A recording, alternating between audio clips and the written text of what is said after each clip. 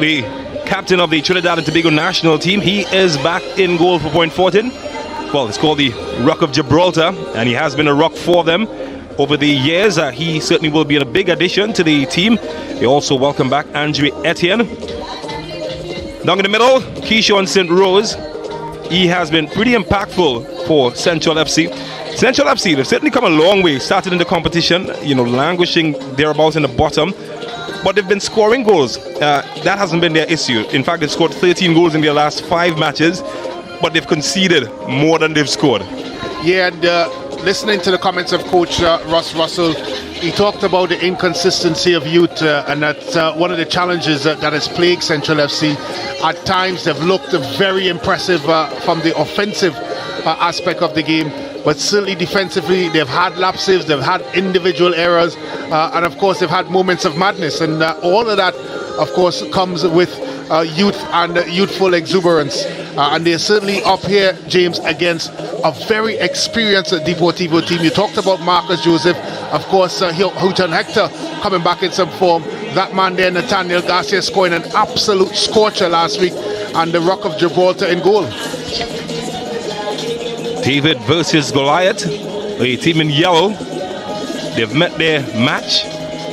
Jassy McDonald, by the way, will be in charge of this fixture. A former northeastern midfielder turned referee. He'll be assisted by Kurt Charles and Sasha Ramroop.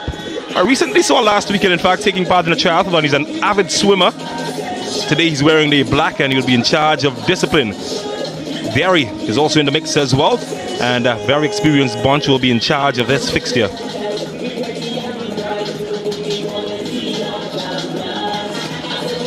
But we talk about experience. He's as experienced as they come. Marvin Phillip having a coin toss with the captain of this team. Big task ahead. And one wonders what the game plan for Central FC might be. They've got a full cast in terms of their lineup. And they would need every player to contribute significantly if they are to get a result. Point Fortin, they have been quite consistent in their past few matches. They've been hands down the team of the round.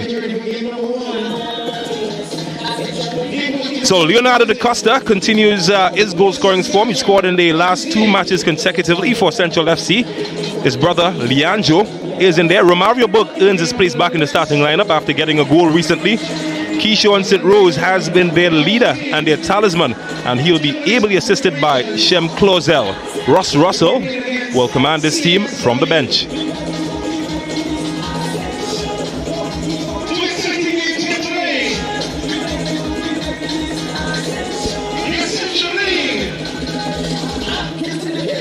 Ton load of experience for Marcus Joseph.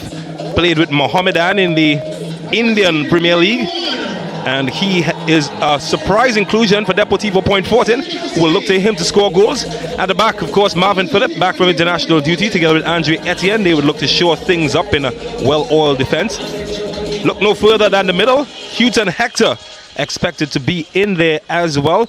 Nathaniel Garcia has been solid, scoring one of the goals of the tournament. And Shaquille Smeck Henry earned his place in the lineup after getting the go-ahead goal for Point Fortin last week. Centerborn Francis will be in charge of Deportivo Point Fortin. 90 minutes will tell the story of the heroes versus the villains. Which team will occupy each slot? That destiny is in the hand of these players as Jassy McDonald gets ready for action.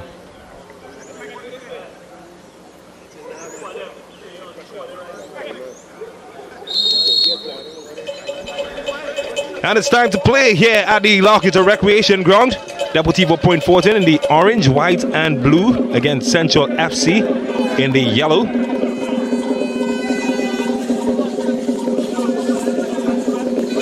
Well, this match is a match many teams will have their eyes on in terms of the top 4. Point Fortin, rumors that they're scaring the top 4. In fact, the manager of Terminix Lockheed Rangers actually admitted that last week. He said that they understand that Deportivo is the team to beat in terms of form in the competition at the moment. And well, here's a good reason why as they get forward early. And this one should find Garcia. Lost his footing. And Isaiah Garcia's cousin has a crack. Not as far as Houghton Hector. And already the yellow shirts of Central FC, they've gotten a dress rehearsal of exactly what to expect inside this 90 minutes. Well, already we see Central FC falling into a very deep block. Let's give note to Selvon Francis, the coach of Deportivo, James. They have really shown a real mixture of different formations, different approaches to the game, different ideas, and he's really given his team a real chance of playing good football, attractive football, and that's what they've done. Here's Da Costa. Miguel Payne versus Andrew Pacheco. Oh, he's done well to get past the 37-year-old. And Central FC get in a dangerous looking area. Oh, what a way to welcome Marvin Phillip back into action. Well, this could fall tricky here. And, well, in the end, much ado about nothing.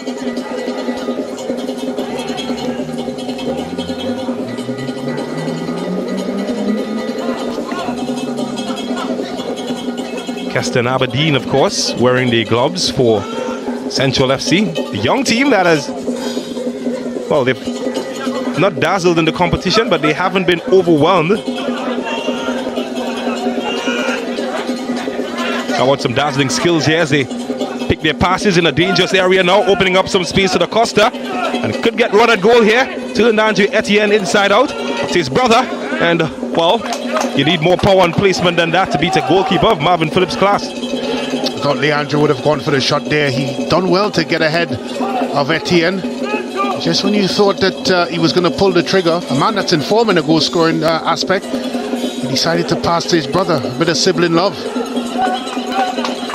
Not necessarily though. Well, you certainly need more than love to get past him. Isaiah Hudson has been a favorite of Selvon Francis. And much will be expected from him. It's a well-oiled midfield.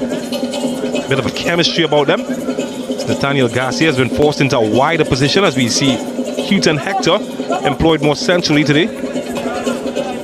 Well, he's playing a bit deeper than we used to see him play, and it's one reason for that, really. His passing range and his ability to see a pass. I'm sure that's what Coach Francis had in mind. Well, that's a pass that was seen, but it's not executed well. Certainly finding space, Central FC. And they would use that to test Cornwall here. Looking for options. Found the wrong one as Point Fortin looked to get their attack going. Well, he's found his man in some good space here, Henry, but the flag has brought a look of disappointment on the face of the man from Palo Seco.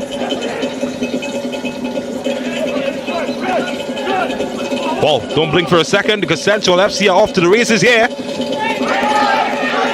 And, well, they haven't looked quite convincing defensively for a team that has been solid all tournament in that department. They are being tested by the younger legs. Well, it was a shout for handball there on Andre Etienne. Ball looked like it would have bubbled up. Would like to take another look at that one, but I don't think, of course, James, it would have fallen under the class of intentional. They've been inadvertently up against his hand, but certainly not intentional. Well, it's quite confusing, the rules these days with regards to that. Seems every Monday morning they change their mind. And what is a handball, what isn't? Well, everything intentional about that turn. He lost it.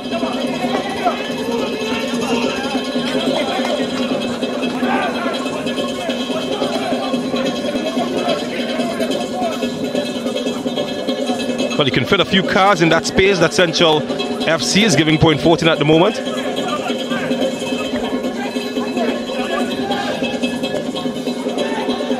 And one was aimed in for Joseph. Oh, he finally gets his first few touches of the match. Expect that we'll see quite a few more as the game progresses.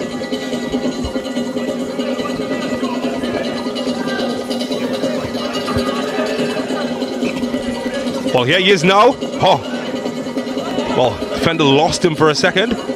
Not sure Ross Russell will be pleased by that.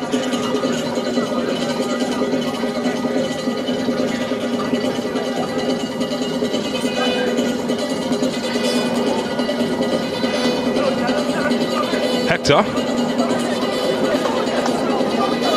Andre Etienne, rewarded for the work that he's done in the tournament so far. As a chance could be carved here. And, well, easy for Aberdeen in the end. So take another look at this one here, James. Look at the right hand there of Etienne. And we've touched him on the way up. Certainly hit his hand, but certainly not intentional. As he said, James, I'll leave that one up for you to interpret. As you rightfully said, that law seems to fluctuate as it goes. All about natural position. It's a lottery where those things are concerned. Last week, the opening goal against them would have come courtesy a penalty. Well, certainly would have been unfortunate to get a consecutive penalty to open the game against them. Well, here comes the Yellow Army. Well defended by Cornwall.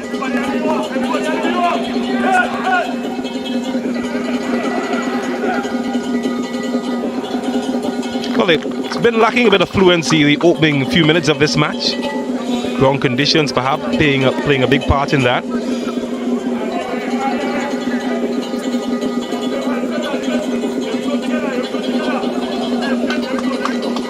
I think you had to add to that as well, James, that Central have been very compact and very organised. They've not allowed Deportivo any joy whatsoever once they come into, of course, the middle and defensive third for Central FC.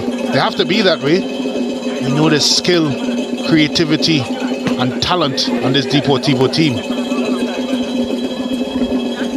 Andre Pacheco looking for Hector. A pair they've played together from the youth level. Know each other quite well. Some of the experienced heads in the Point 14 camp. It's Henry. Can he get Garcia involved? Deflected. And, well, not the most convincing of clearances. Danger could still be open as Agu quite unconventionally does the job. Or has he? Well, he hasn't done well enough as Isaiah Hudson has opened the door and picked the lock. And Central FC are the ones that have let open a goal early in the match. 1-0 to Point 14.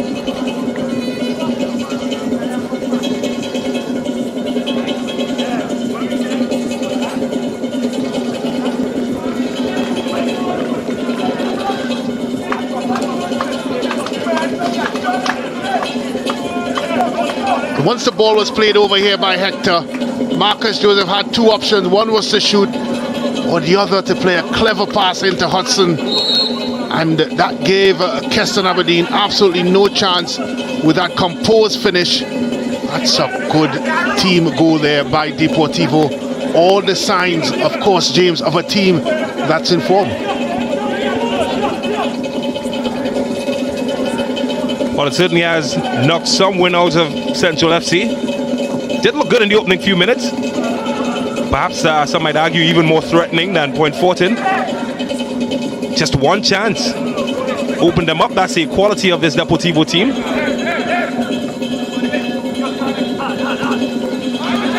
So he's certainly been among the goals in this competition. Hudson.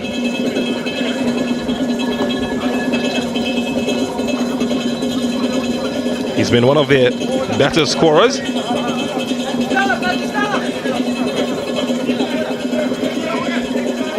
Of course, Houghton Hector continues to be the team's leading goal scorer. He's got 4 goals in the competition.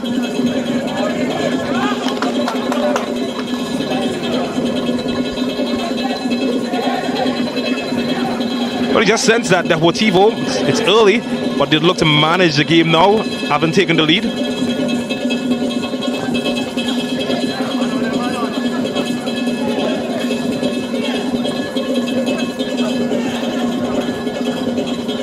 Hasn't stopped them from bombing forward. Here is Thomas. Oh, he's done well. Can he get past Garcia? Well, that's a question that he got a response to. Does win a throw though.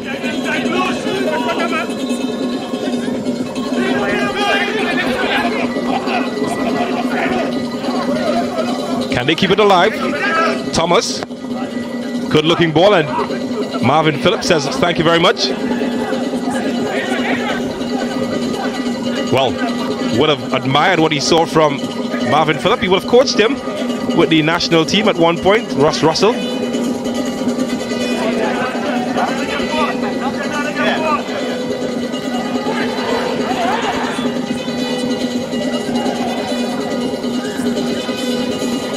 Ronell Paul certainly has been a welcome addition to the Point Fortin lineup.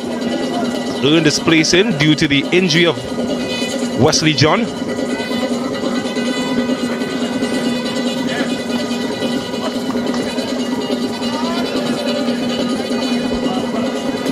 Selvon Francis certainly has done well as he's graduated from the youth level. Brought in quite a few players into this Point Fortin lineup. Certainly injected some youth in the team, and well, you can see the results. Here's Garcia. Oh, that's good from Da Costa, but he can't get past Garcia. It's been a Garcia type party in the Ascension League so far. Nathaniel Garcia, Isaiah Garcia, they've been among the top performers. Oh, that's good. But again, he can't get past Garcia. Can anybody get past him? Well, Jamil Cooper showed how, but I'm not sure everyone can do what he did every week. So that goal, Ben Sancho? I must admit, James, Deportivo have looked very impressive defensively. They've been resilient, but not only resilient, clever in the way they have approached things defensively. And from a 1v1 perspective, I've not seen many in this tournament have been able to get past the defenders in Deportivo. They've also certainly shown some depth in terms of their defensive talent. Even with the absence of some of their main players, they just seem to manufacture defenders.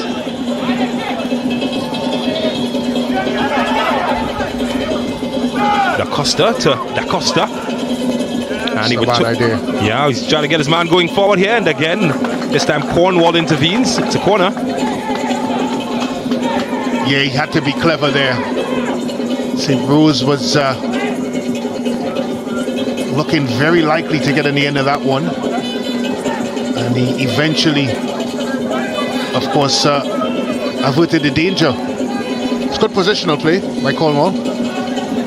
Final touch might have come off St. Rose as it's finally given us a goal kick to Point Fortin. Well, hasn't held it well, and he's lucky.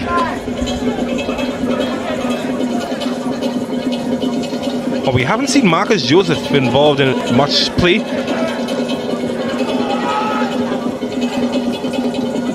Could be now as Hudson has his run stopped by the flag of the assistant.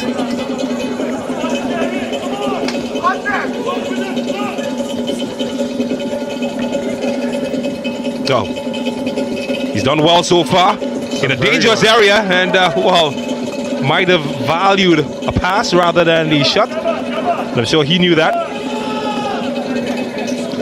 Well, that's a picture of doing everything correct, but the most important thing, which is deliverance or delivery.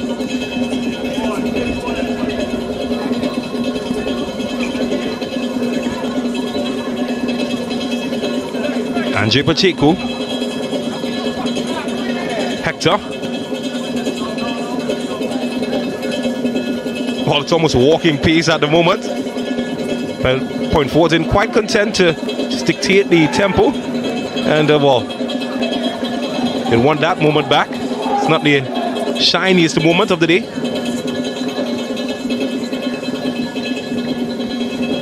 Well, this is good. This is St. Rose. He's still going. He's kept alive. Romario Burke.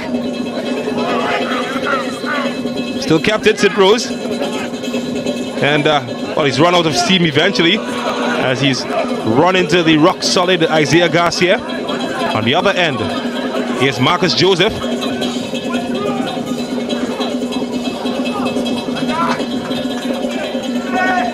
Well, he's appealing for something, and Jassy McDonald sees nothing wrong. Oh, what about that for skill? Da Costa can't beat Marvin Phillip. And when St. Rose dipped in past Etienne here, you got to shoot there, James, with the left foot. Place it in the corner. And then here, Burke again, another opportunity to shoot with the left foot. And decides to do the difficult stuff. And that's the challenge you have with young players. Well, it could be open on the other end. And finally, the yellow shirts get it away from danger. That's the trouble when you don't take your chances. Could come back to bite you. Well, they're not out of this fixture by any stretch, James.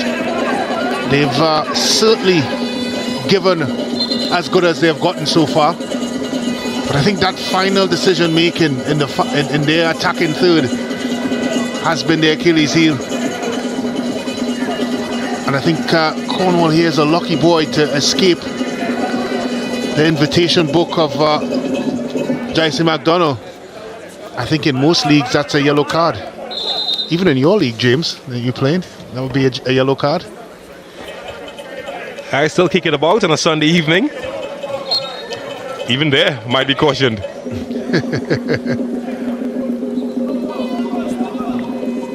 Maybe McDonald's in a generous mood. Yeah, I always like generous referees, particularly if you're a defender or a goalkeeper. Well, here's the goal scorer, Hudson. Could be looking for Garcia. Well, had to navigate past some yellow shirts. Failed to do that. Does have a second bite though. They've got everybody defending now, Central FC. It's Garcia. They try to stretch Central FC. Pacheco. Hector with time, room. And he goes for Shaquille Henry. It's well cut out. Well, that's a heavy charge into the back of Da Costa from Cornwall. And again, Jassy McDonald allows the big boys to do their thing. Might be in some pain though.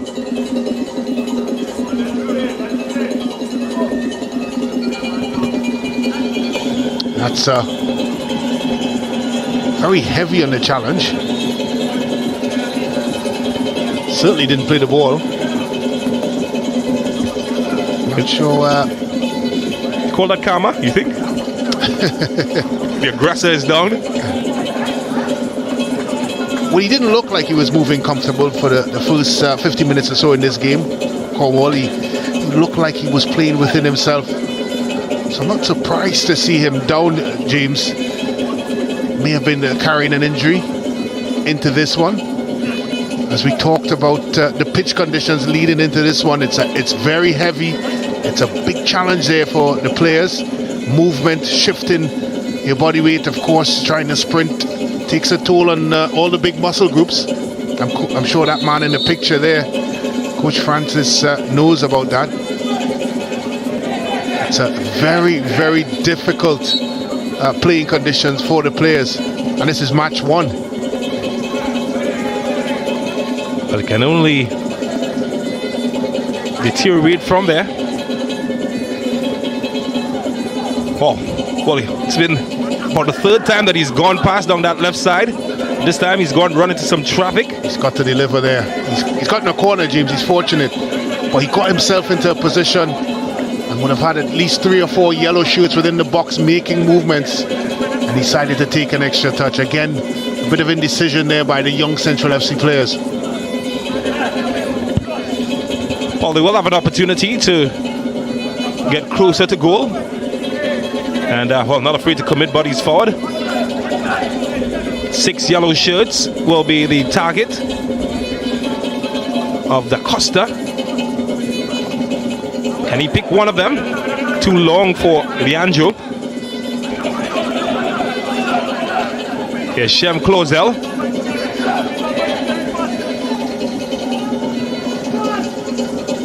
Here's the captain, Romario Burke.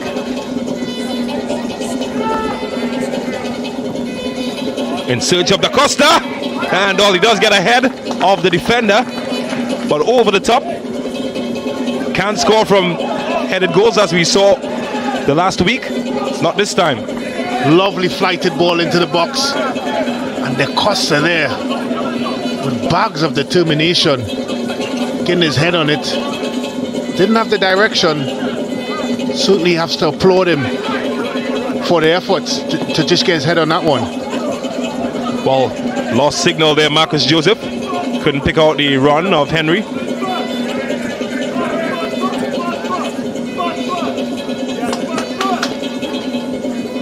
There's Williams.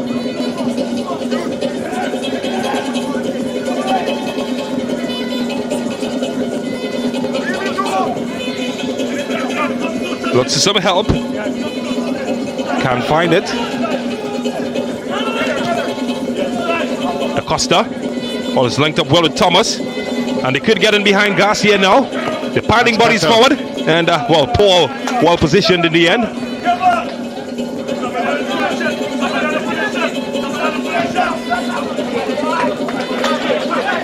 That's good stuff.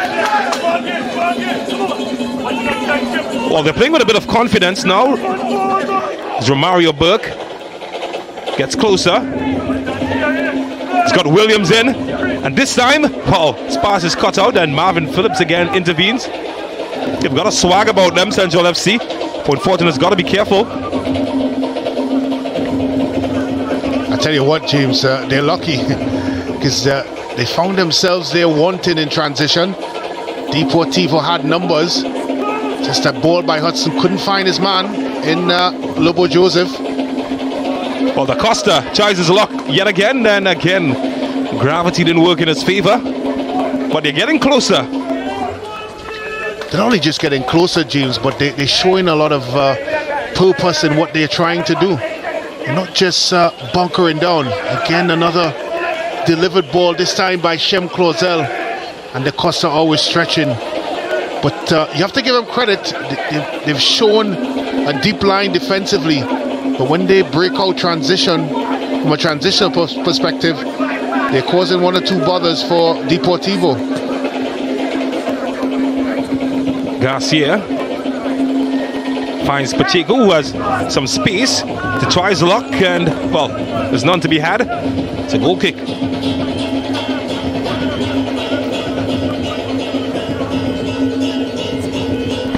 You just sense, James, that Deportivo has another gear to get into.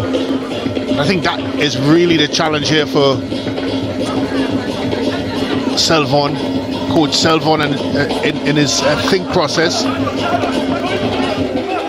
They just seem to not be able to get into that gear. Despite all the talent and ability on the pitch, they've still been very subdued in their approach so far. Might be the difference between the teams. As Pacheco tries to keep it alive, does win a free kick. Maybe the playing conditions, James, is a factor behind that. Who do you think has adapted better in terms of conditions? Well, I think Central FC. They've looked very comfortable defensively, and more importantly, when they go forward in transition, they get in numbers. They get in yellow shirts up there. A lot of determination. And a lot of combination play. Well, they've got options. Hector and Pacheco standing over this one. Each have already scored free kicks in this competition. That's a good ball. Well, he's found the head of Joseph, and it's come off the post. And, well, it's almost come close to opening his account in the Ascension Tournament. But what about this for a free kick? Look at that. What a peach of a ball. Joseph's with the slightest of touch. He was ready to run away and celebrate. But Aberdeen had other ideas. Oh, what a man. Aberdeen got the right palm to that one. The danger's not over yet, though. He's got to keep his caution sign on.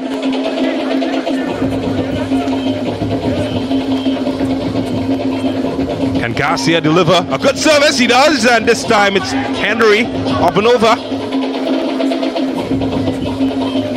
Well, the alert levels, it's gone from yellow to orange in the blink of a bee's eye. Another good delivery here. Just couldn't get his head on it, Henry. And that's the difference really in this fixture. The quality that Deportivo possesses, although they haven't played up to the standards that we expect from them thus far, they still have several players on that pitch that can win you a football game. And it's that quality that has kept them one goal apart from Central FC. Well, they're trying to show some of theirs now, Central FC, as Etienne stops it from getting to its intended target. Battle between the fives, Etienne versus Da Costa. Keep your eyes on that. Here's Pacheco. Garcia. Cornwall is involved.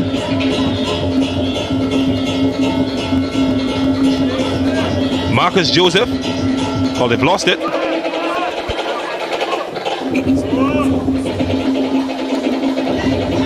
Has to be careful. Could still open up here for Central FC. Romario Burke. Oh, that's clever. Can Thomas deliver? Not past Etienne. Burke keeps it alive. There's a shout for handball. And all the service is just lacking from Burke. Oh, that's good. It's pulled as well from Pacheco as he finds Marcus Joseph. Can he get Nathaniel Garcia going? Does keep it going. He's got Shaquille Henry to aim at, and well, valuable defending from Fakili Thompson in the end. Averts the danger. Well, it's end-to-end stuff here now.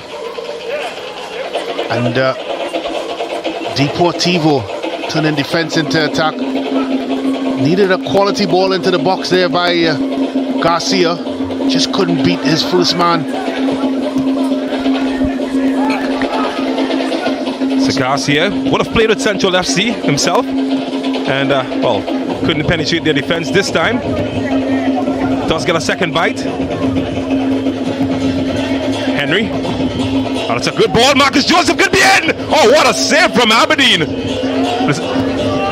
Not really cleared. Marcus Joseph could be in again. Oh, he sent his man for drinks here. And this time should be away from Keishon St. Rose. Here comes Central FC. Knocking on the opposite end. Shem Clausel has opened the door wide open. Da Costa, he's got St. Rose ahead of him. Point forth in retreat, and Hughes and Hector doing the defending. Another, again, bad decision there by Da Costa. Once he's gotten a yard or so inside, he's got to shoot there, James. It's the second time he's passed up the shooting option. Can't pass the ball into the goal. Got to take your chance there, especially the form that he's been in as a striker. He's been scoring goals. Well, at least 3 members of the current Point 14 team, they would have played for Central FC in the past. Nathaniel Garcia, Andre Etienne, and of course Marcus Joseph. You would have scored 14 goals in 21 appearances for Central FC during his time there. Throw in Shaquille Henry in that as well. Had a stint at Central FC. Certainly a good relationship with the boys some point.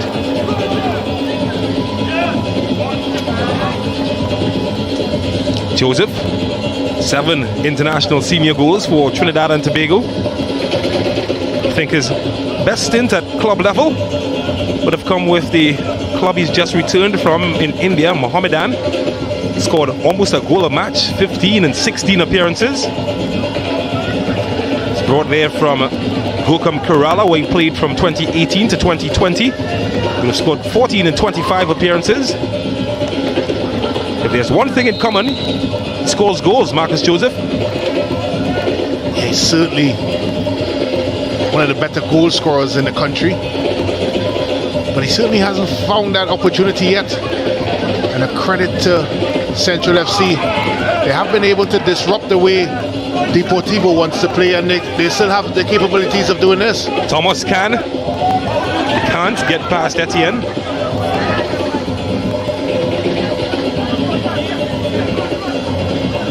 Well, I was aimed in for Hudson. Could have caused all sorts of trouble had it found him. Not afraid to go forward now. To Da Costa, Leandro. Chance. And finds it Rose. It's been the Achilles heel for Central FC so far. They found themselves in some really interesting positions. That final ball, final thought process, final execution has really let them down. You have to wonder, James, if they got that aspect of their game correct, might be seeing a different scoreline. Keyshawn St. Rose, though, he has been their leading goal scorer. However, Point Fortin have done a good job at not getting him into the action areas. You just feel perhaps if he were at the end of some of those chances, might be talking about a different story.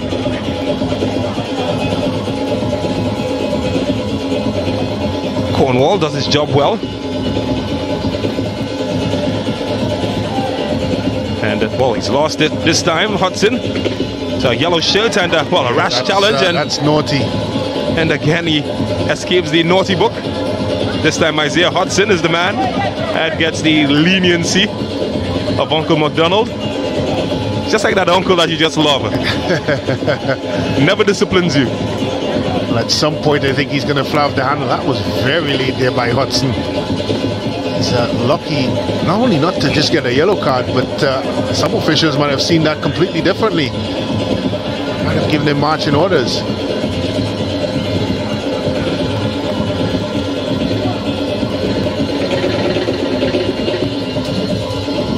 Well, you can just feel the pulse at the ground going up to another level. The rhythm section and the Angels are in action. Can there be some on the field now? It's a good ball. Well, not past Etienne. Or chance for Shem Clausel. Well cut out. Maybe they can break here if they can find Marcus Joseph. And he does find him.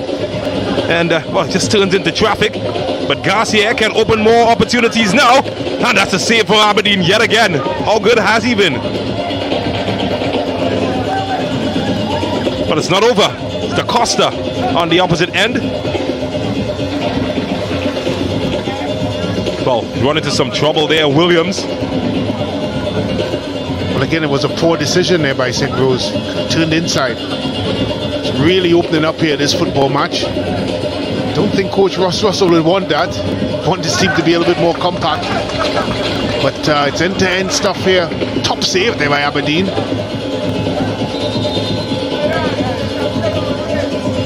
It's a good ball over the top here.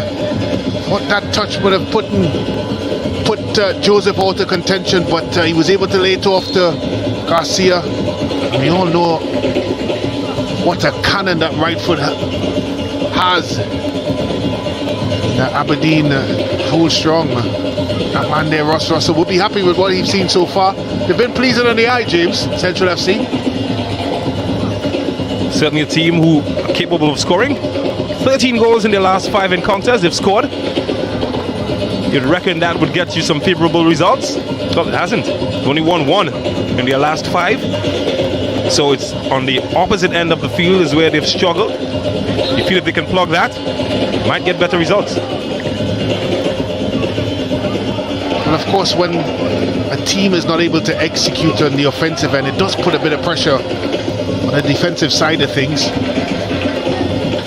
And you've seen that so far in the first 35 minutes or so in this encounter. They've just not been able to execute in their final third, which has allowed for some of the gaps and the defensive frailty that we've seen on the defensive side. How much joy you have defending when you're 2 goals and 3 goals for the good. Well, Garcia has been pretty active on the right side. This time he chooses the option of his cousin. It's Hector. Oh, that's a good ball. Space, time, and wow, well defended. Pacheco can have it. Kept alive now, looking for Henry. No, they're just toying right now with the yellow shirts, point 14.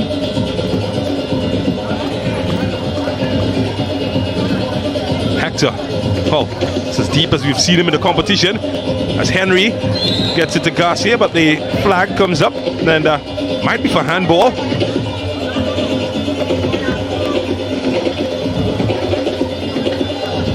Here's Keyshawn Sidrose.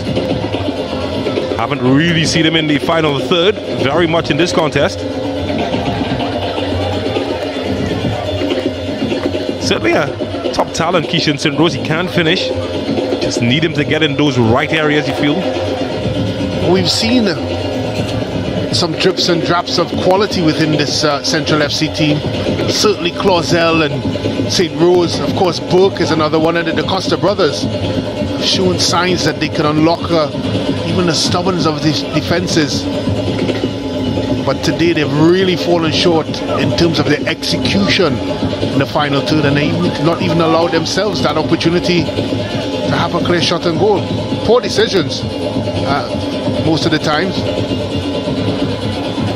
I'm sure that's probably an intro to the halftime speech by Coach Russ Russell. They've got to do better there, James.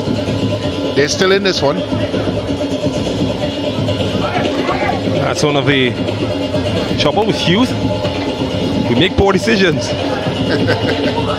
Reminds me of my youth. Too bad I didn't turn out too badly. Central FC can learn from that, maybe.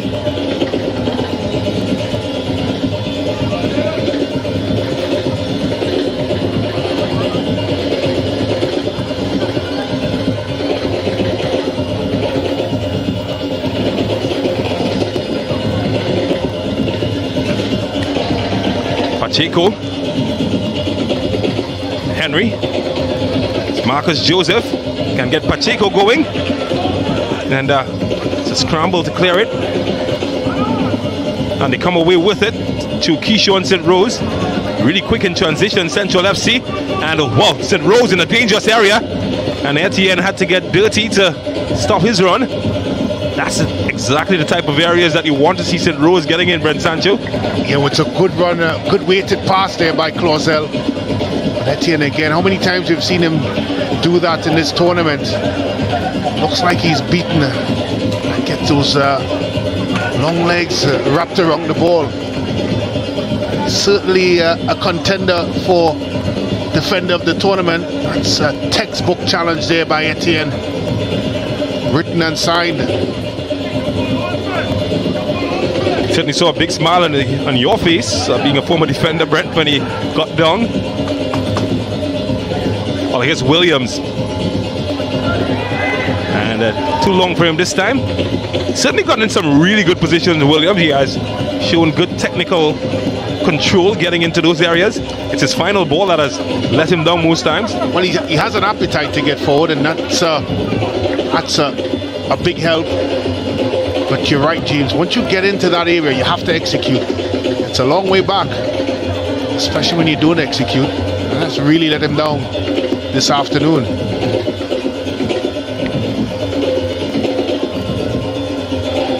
But just 5 minutes remaining in the first half. It's 40 minutes of football that has seen Point Fortin hold the advantage. They'll lead by 1-0 against Central FC. And they're certainly holding their own. The team second from bottom. I think Coach Francis would look at this half of football and think that his team has to up the tempo. It's just been too slow, too pedestrian, too predictable. Here's Thomas forcing some work from Nathaniel Garcia and maybe from Marvin Phillip. There's Pierre. Oh, that's good skill. Sent his man for dancing classes, but Hudson forced into some defending. In fact, Ronald Paul is the man that has been called into action.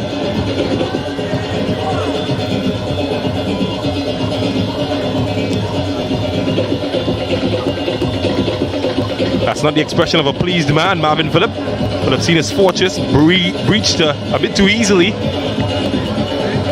Well, he would know with, of course, the opportunities that Central FC would have had.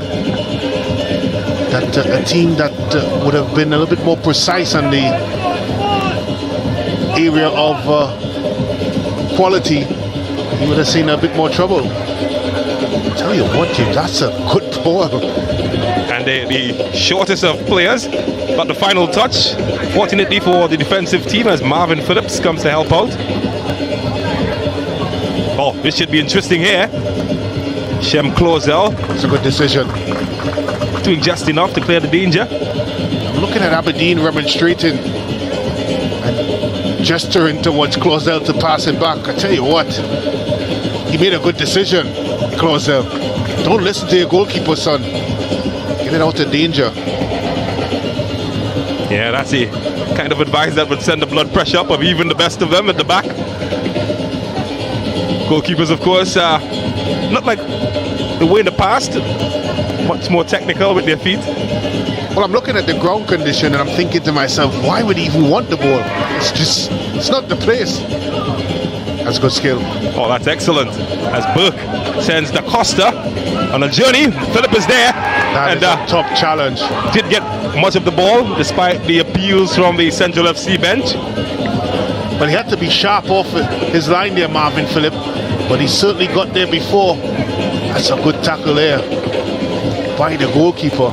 Show a tackle that Etienne would be proud of. There's a facial expression for me when he got up, Marvin Phillip. Did start his career as a striker before converting. In fact, did win the Golden Boot for Presentation College back in the day, Marvin Phillip, as a striker. Wonder what changed his mind.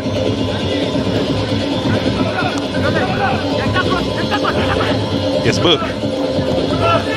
Been pulling the instruments in the middle for Central. Gets the Costa involved. Good looking ball. And better looking defending from Cornwall. The Costa brothers have certainly added to the quality of Central FC.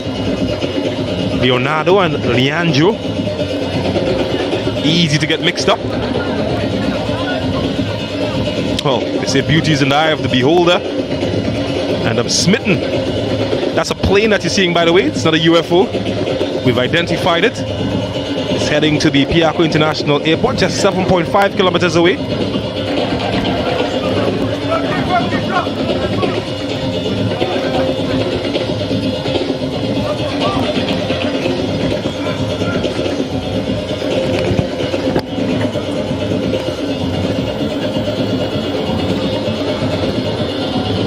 Just about 1 minute of legal time remaining. Shouldn't be more than a minute to be added. Hasn't had that much stoppages. Hector Garcia. Yes, Pacheco.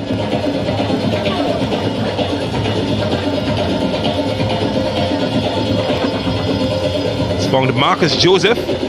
Henry has lots of attention around him as Hector gets involved. That's a good touch from Hector. Looking at his options, and they've set it for Pacheco. Oh, how close was that? Whiskers away, and it's a corner. Somebody touched it. And that's the danger for Central FC.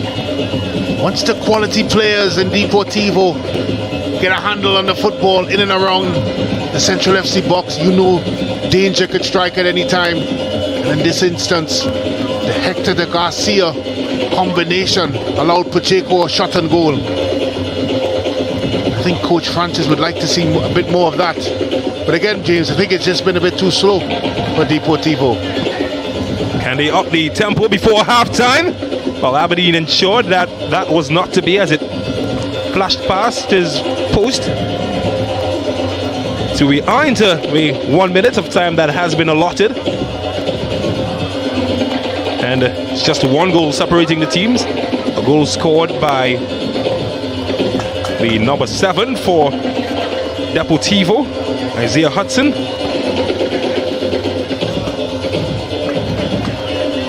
Here's another Isaiah Garcia to Nathaniel Garcia.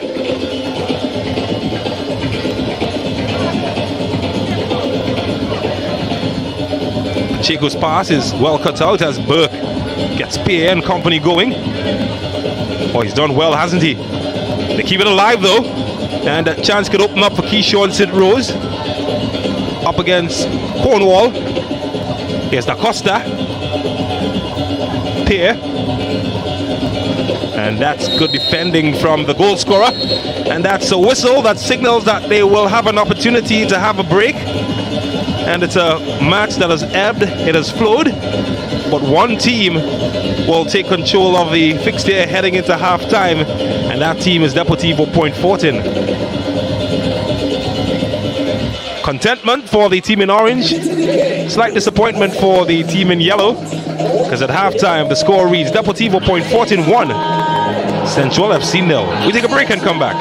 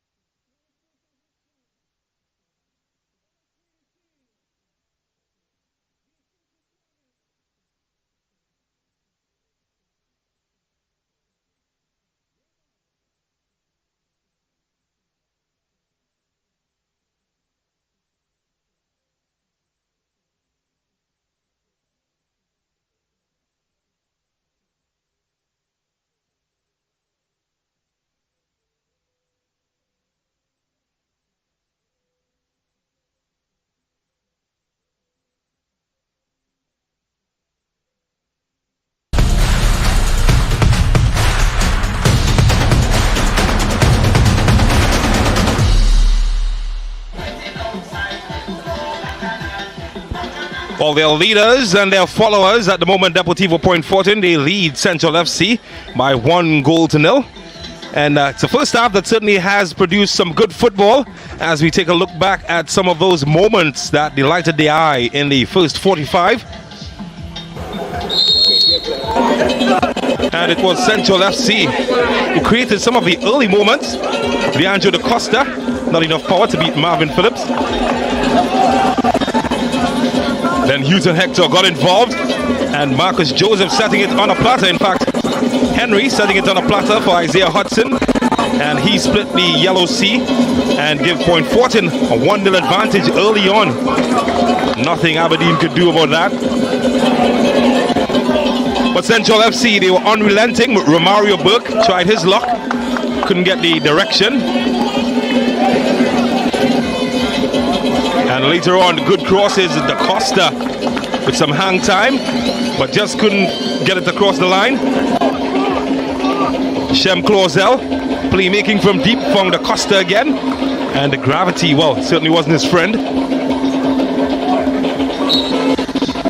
On the opposite end, Houghton Hector and Andre Pacheco gave Point Fortin one of the better chances.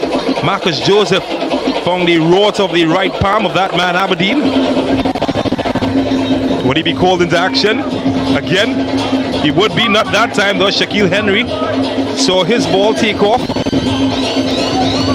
But then the moment came where from the right he had to move to the left, and certainly did all that was necessary. And how about another one?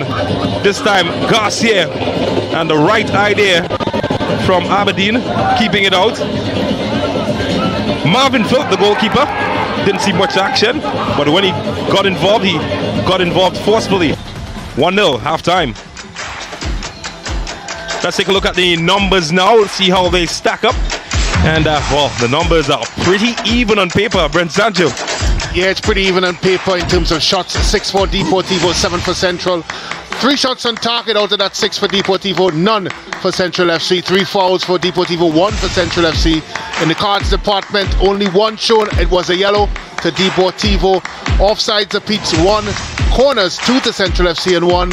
And saves 2-0. Of course, a game that has been dominated by the tenacity of Central FC and of course the pedestrian pace of Deportivo Point Fortin thus far.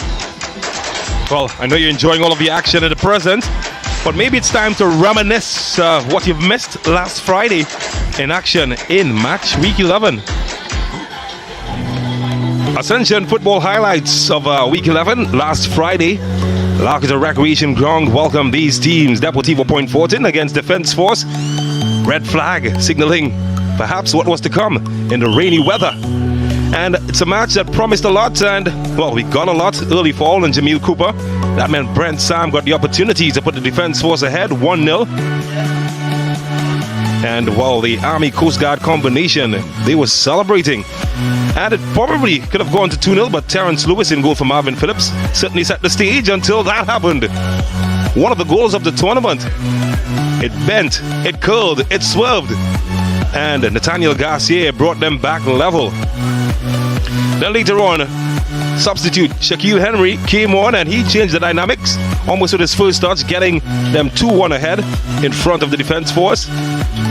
But was the Army without a fight?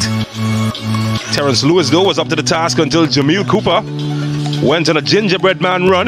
Didn't stop until he got to the promised land. And that's a top contender for one of the goals of the tournament and a goal that brought them back. Reinforcements were had and battles were fought, but that match finished 2-2. Later was the term of the league leaders, Terminix Rangers, to come up against the bottom dwellers, Moruga FC. And well, here's a surprise for you. Moruga, they took the lead early. Tyrese Reefer, how about that for a goal? It's one that he'll remember perhaps for the rest of his life, and celebration as well. But the league leaders, they're ruthless, particularly that man, Atula Guerra. He took the bull by the horn. He got his team back level, was 1-1. And then later on, the table will be set and, well, you eat. That's what you do when you get a set table. Nothing the goalkeeper could do. 2-0. Guerra getting his double. Then there was Junior Asun. He tried. And Guerra finished. The goalkeeper not able to hold on. And Atula Guerra getting his hat-trick, making it 3-0. And then later on, some sloppy defending would open the door nicely for Emmanuel Thomas, getting his first start in the competition and his first goal, 4-0 to Terminix Rangers. But Kadeem Corbin, he's been a ruthless shark, and you give him an opportunity and he takes it every single time. That's 5. How about that for some goalkeeping? Yeah, didn't keep out much, but when he did, they looked good. Russ Jr., the defender, always loved to get in the act, and he did get a goal. And then Atula Guerra, could he score more? It looked doubtful, but who doubts the Trini Ronaldinho as he put the icing on the cake, getting his beaver chick. And also the Campari man of the match, Karen Cummings, yellow cards all around, but it was Terminix Rangers the one smiling as they won that match 7-1.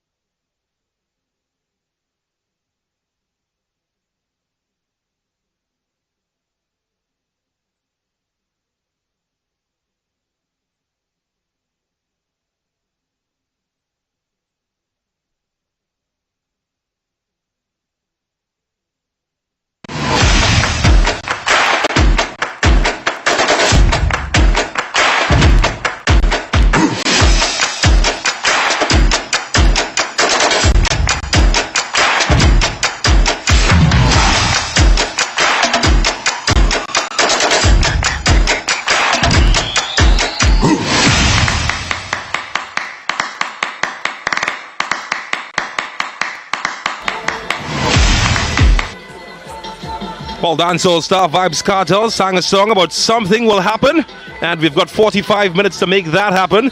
Because at the moment, Deportivo Point Fortin, they lead Central FC by 1-0. The teams are back on the field after a 15-minute hiatus, and one wonders exactly what would have gone through the mind of the coaches as they gave their report. Certainly that, the condition of the pitch, would certainly have been one of the talking points at halftime. Brent Sancho is alongside me, and what exactly would the coaches have been saying, particularly about the ground condition?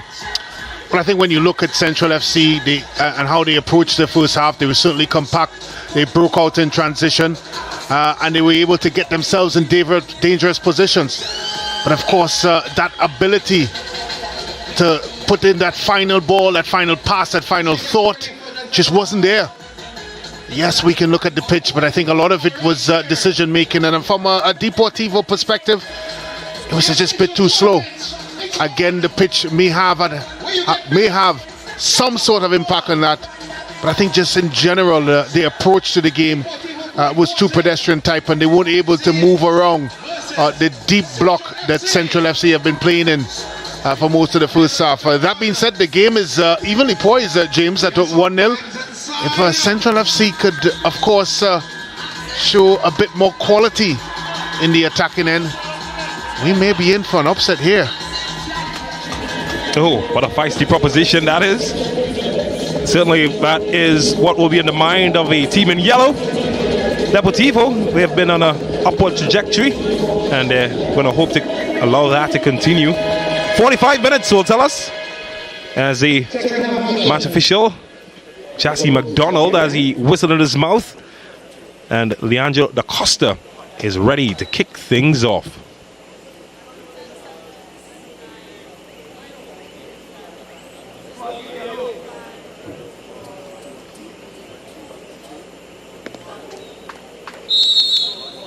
Well, it's time to play.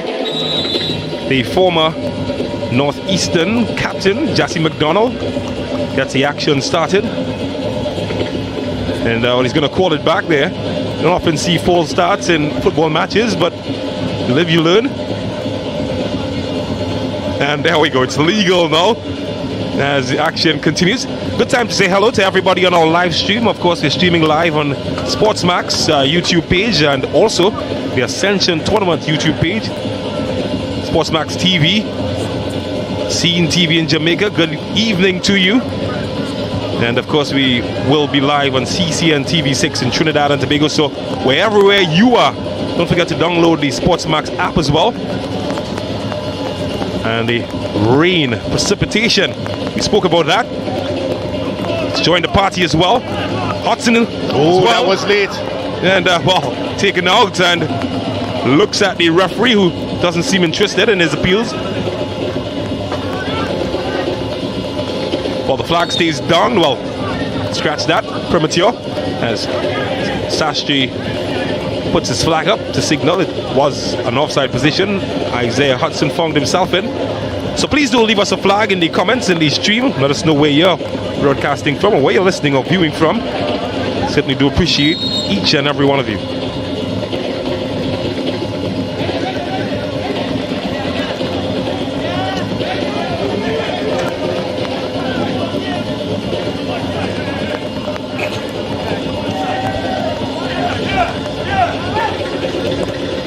Oh, there's Kwame Hague.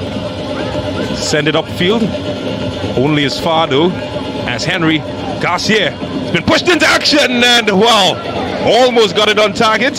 For a second, the fans are off their feet, but came to nothing in the end. But he's coming closer.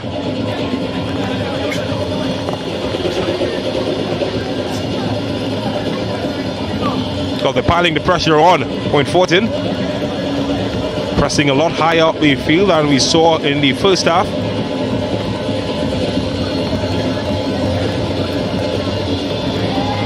This one should roll to Philip. Wow. But be second guessing that decision to allow the ball to roll on the surface. His goalkeeper.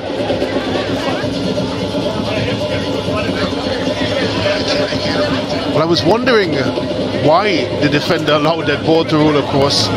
Certainly Marvin Phillips didn't make a call. Didn't look like he wanted it. And it's almost like he forced him into it. That could have gone very wrong. As the ball threads through here. And of course, Garcia expected him, not Garcia, sorry, Cornwall expected him there to pick it up, but don't think Marvin Phillips was on the same wavelength with him. Eventually he was forced into it.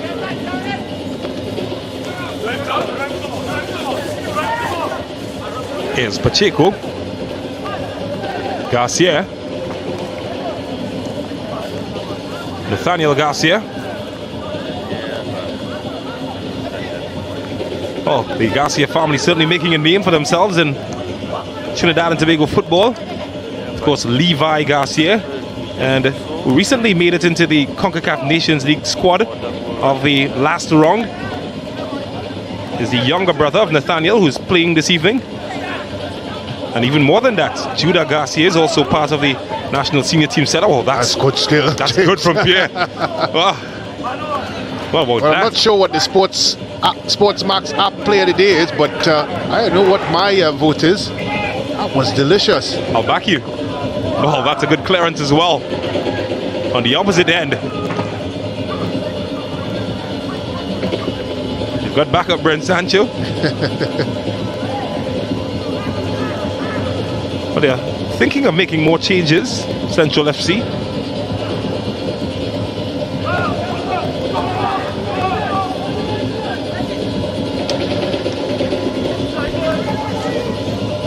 Well, not before this though, and easy in the end for Aberdeen. We've seen him save tougher shots than that.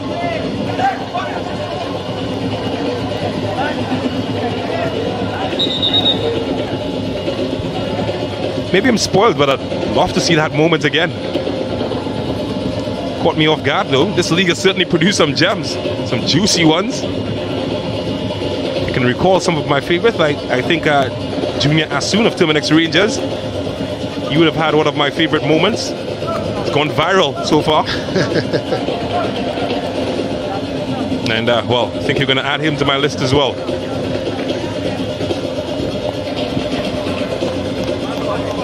Well, there might be a change for Central FC as Dorian Sampson is being prepared. Did score in the last fixture. Sampson set to come on.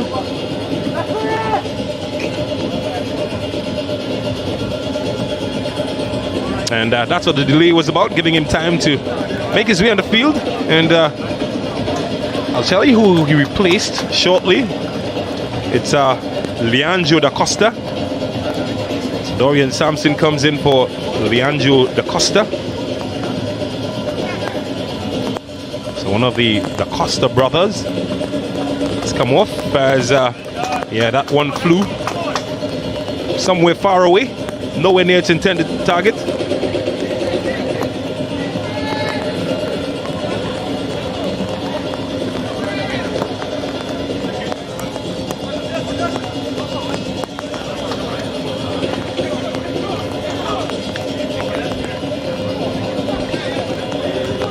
Still 1-0. Isaiah Hudson's goal separating the teams.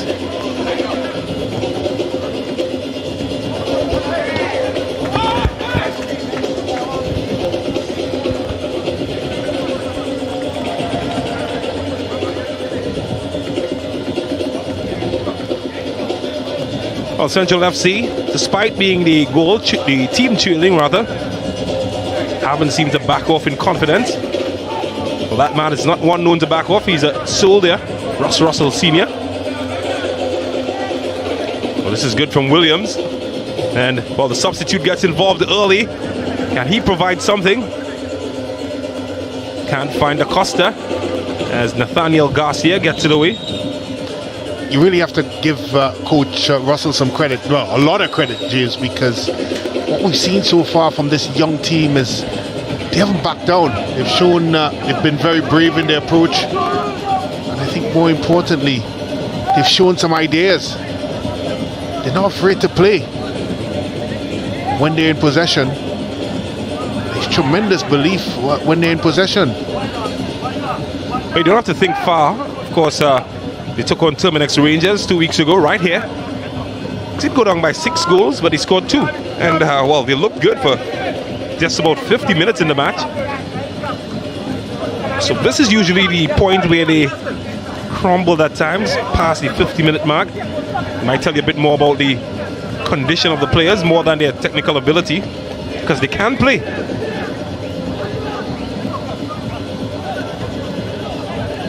Here's Sampson. Burke. Oh, he's taking Etienne for a run. Not sure if that's a good idea. Well, he got out of the way in time that time. Tell you what, James, I was flinching for him here in the commentator's booth. Looked like an episode of the Elephant and the Ant. Well, don't have to tell you who won that battle. Here's a clue, wasn't the ant. Here's the Costa.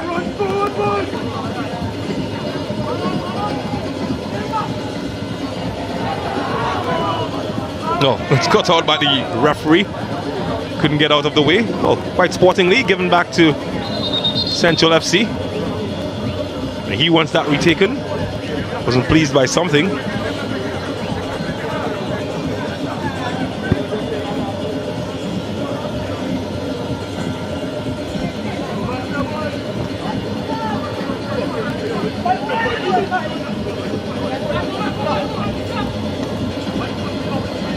Hector, notably, been pushed into a more advanced position than we saw in the first half.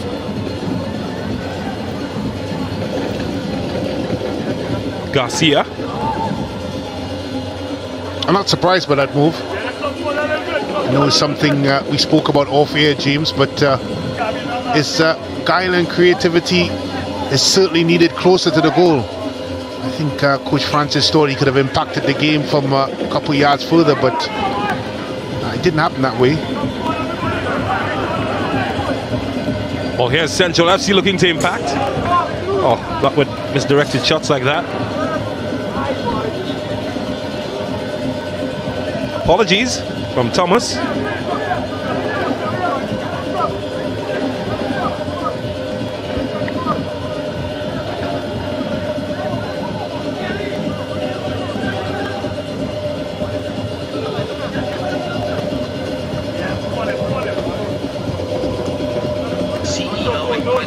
Cornwall.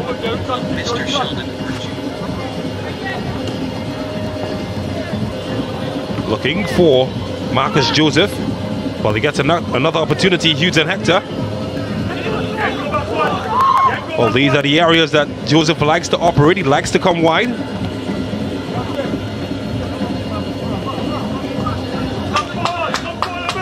Ronell Paul.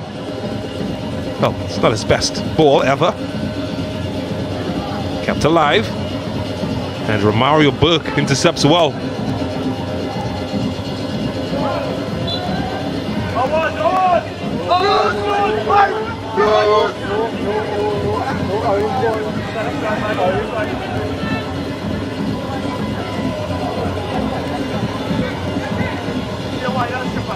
Well, they're getting some spaces to build up.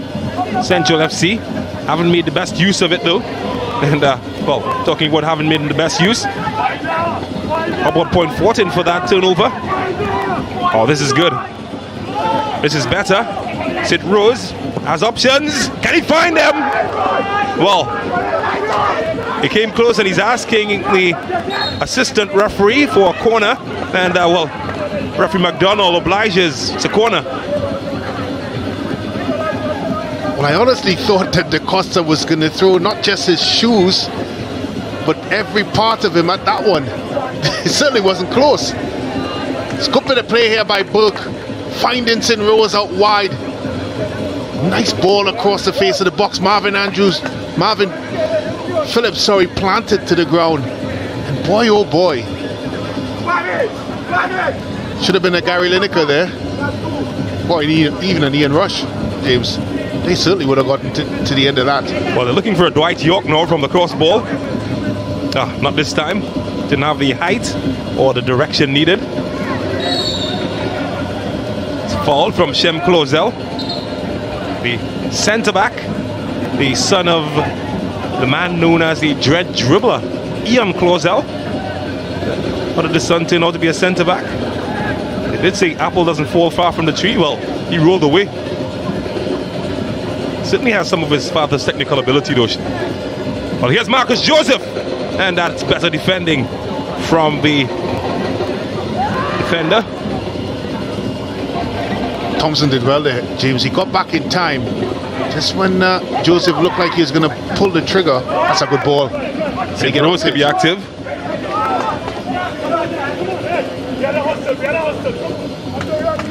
He enjoyed that bit of defending though. Marcus Joseph seemed to be in.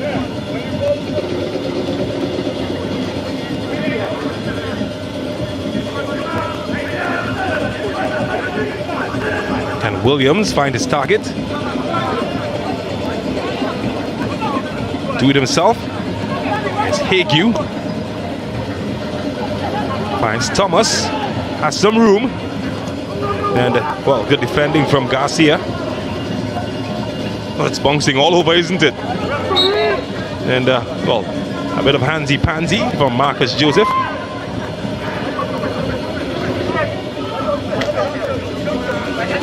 Did make some height there, St. Rose. But the throw will be point Fortins.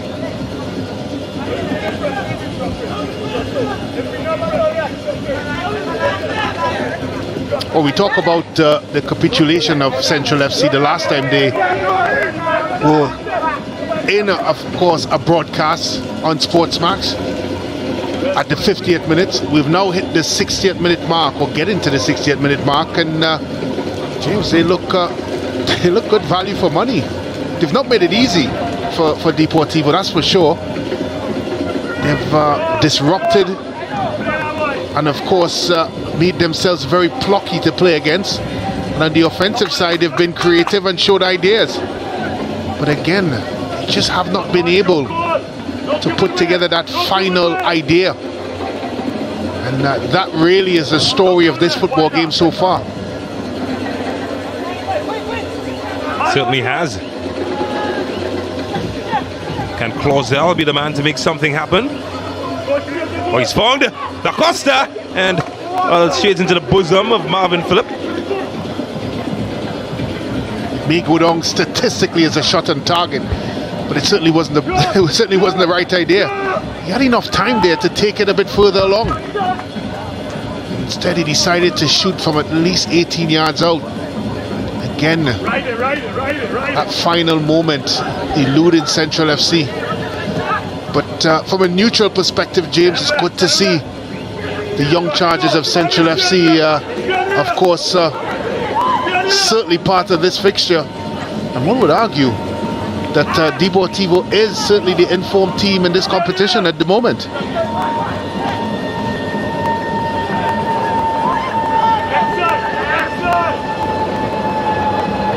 Well, David had his sling. Central FC, they've got their tenacity, and at the moment they're battling Goliath.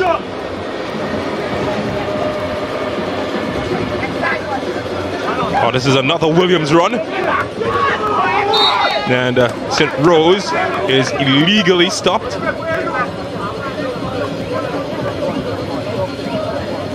Won't want to give away free kicks there. And, well, Ronald Paul was having none of it. Might have made a good policeman. Well, Romario Burke has taken the responsibility, or rather Shem Closel, to line this one up.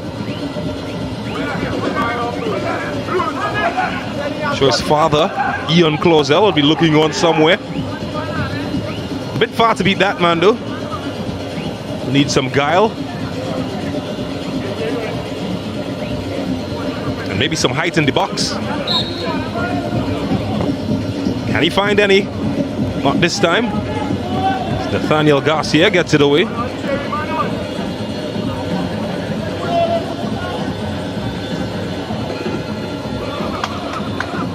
it's one of those, one of your favorite passes back to the goalkeeper, Brent Sancho. Well, I tell you what, I took a deep breath because you just felt like the ball may just hold up, or the keeper may not enjoy the footing.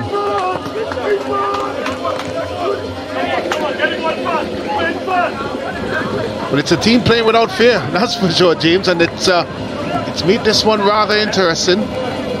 It's been very, very entertaining. I'm sure the viewers all over the different platforms are enjoying this one as we are. Here's Garcia. His pass is cut out. Come on, let me go, let me go, 10. Keep 10. Come. Well, the voice you're hearing, that's the coach of Central FC, Ross Russell. Instructions are simple. Win it now. Concentrate. Win it, Joe, win it. Lovely, win it. You have to wonder when Coach Francis is going to go to the bench. It certainly needs a bit of a spark. Maybe the creativity and guile of a Riley and a Gregory. But it's been very flat. It's been a flat performance so far by Deportivo. A lot of it is expected by them. I know Coach Francis James spoke a lot about, of course, not being complacent in this one. But I would suggest they have been so far.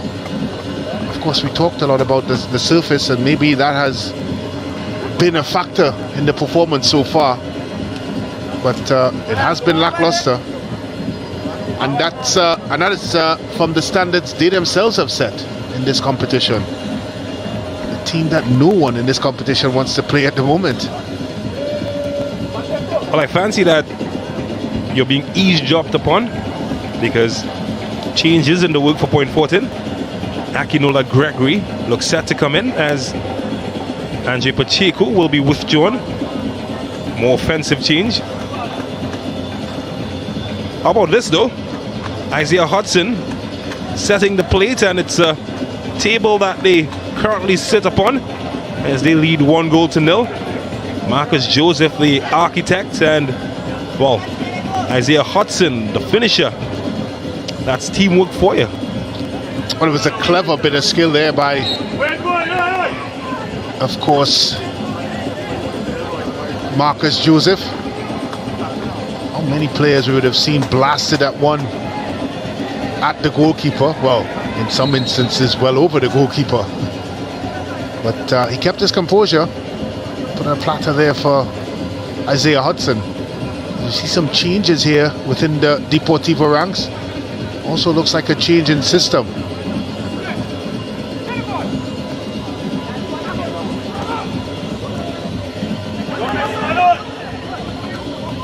Oh, there's one of the substitutes.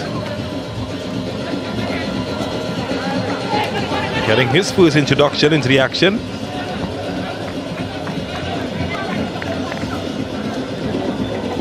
Just to remind you, Akinola Gregory, that man, he's come in.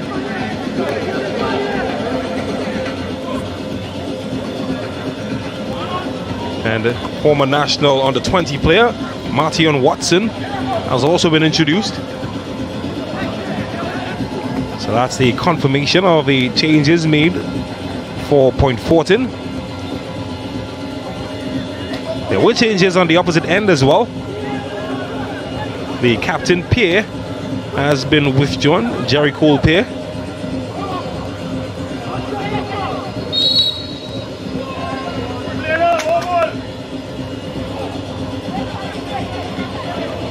Certainly not afraid to mix it up. Well, I tell you what, they're playing with 10 men at the moment, because the skipper, he's making his way back onto the field. He's been out for just about 3 minutes, so they've played a man short for the last 3 minutes.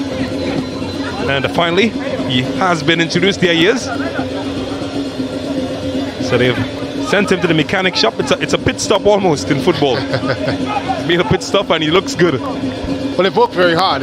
Coach Russell talked about, of course, that appetite to put in the shift, and they've done that so far. That's why the score is only 1-0. And also the fact that, as I said, they just have not been able to fulfill their destiny at the other side. Can Hughes Hector change that narrative? Oh, that's a great pass. And Hudson, well, not the best touch. And not the best idea from Akinola Gregory. He's been sent in to score goals. Can't say he didn't get a good opportunity.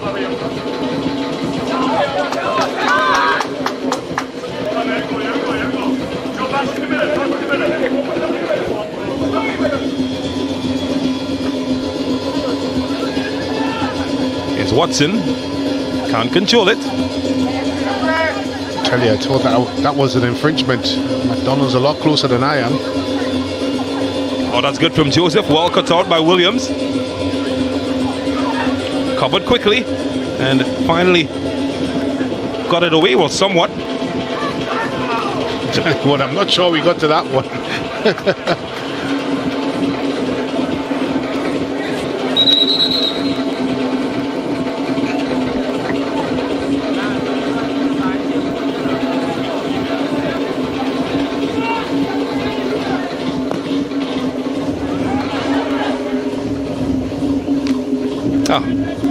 Never knew they had a goalkeeper, point 14. Hasn't been very active in the second half so far, Marvin Phillip. Here's Gregory.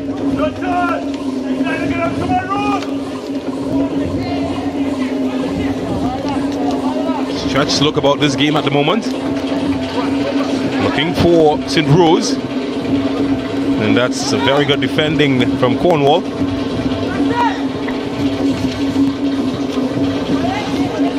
Very good thrower, distributor of the ball, Marvin Phillip.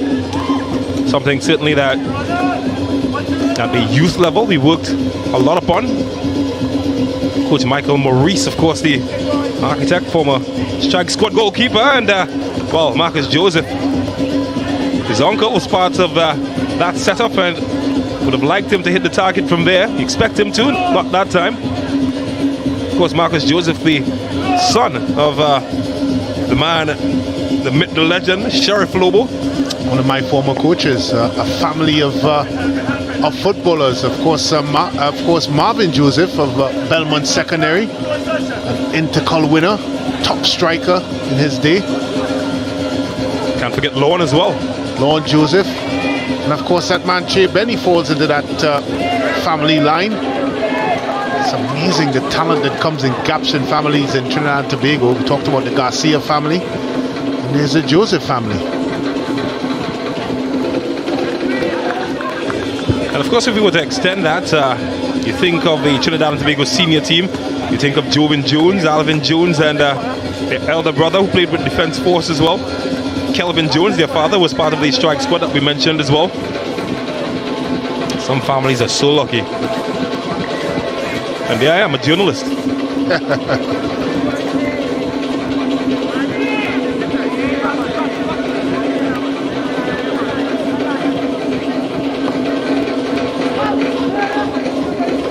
Daniel Garcia, and still trying to deal with the danger. It's going high, but not very far. Here's Paul. Oh, that looked on target. Could still be space here for Marcus Joseph. Here's Garcia. Watson. Well cut out. Well, they're looking to break here. And with only Andre Etienne to beat, they picked out the only defender. But he's charging forward now. Can he get on the end of it? Too long for anybody. Akinola Gregory. Hughes Hector among those seeking to cash in.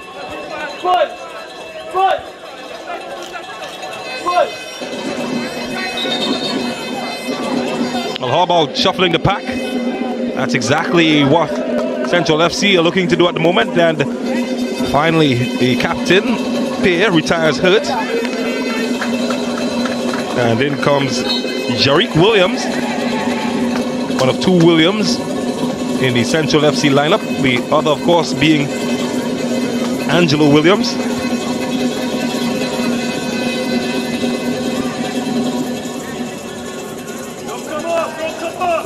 And Miguel Williams as well.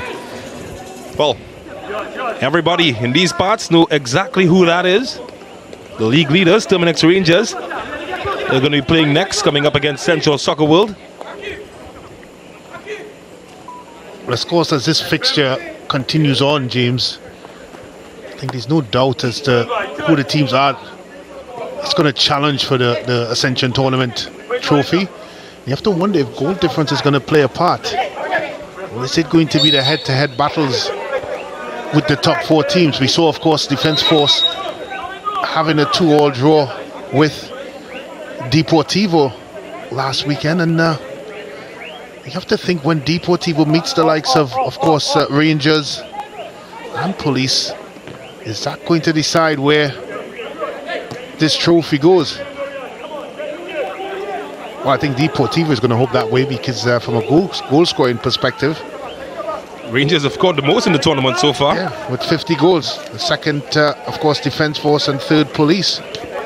Deportivo is well behind in that department, so they're going to have to win their fixtures. Very notable point. Well, no pun intended. Point against Point Fortin. So the director somewhere smirking about that.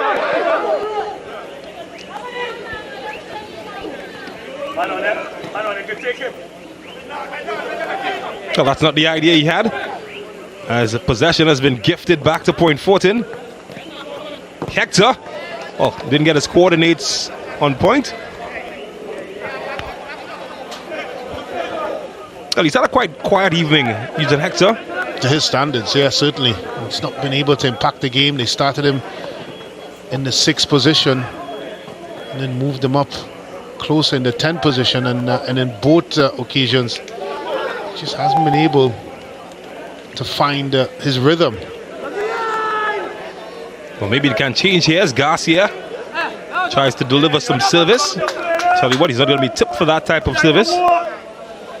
Far from anybody in an orange jersey.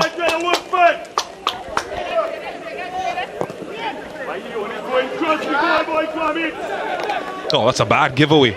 Because Point Fortin are knocking again. And, well, missed the house that he was aiming for, Nathaniel Garcia. They're lucky, Central FC.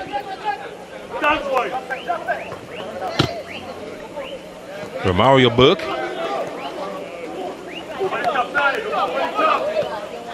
It's Burke. And running out of room under the eyes of Watson.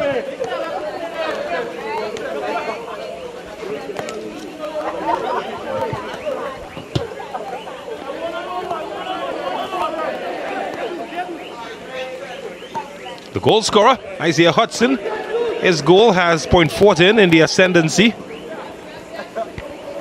Continue to lead by 1-0. Just 15 minutes of regular time remaining in this fixture. Don't forget, it's at 8 p.m. The leaders, Terminix Rangers, they will be in action against Central Soccer World. Another team that has been a rich vein of form. Just moved into 5th position, Central Soccer World. But here's Garcia now moving into a goal-scoring position. Is Akinola Gregory. He's kept it alive. They're appealing that it has gone out. Play is allowed to continue. Cornwall. Watson. Well, that's well cut out though. And Shem Closel couldn't get away with it. That's a good touch on Watson as he tries to get Garcia involved.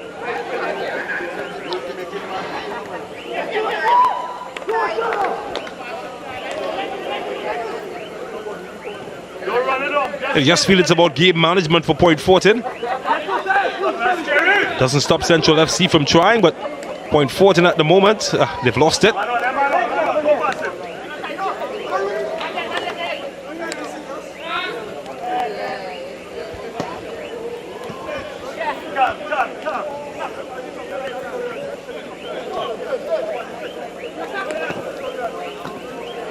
What are the keys for this match for Central FC if they have to get back in the fixture?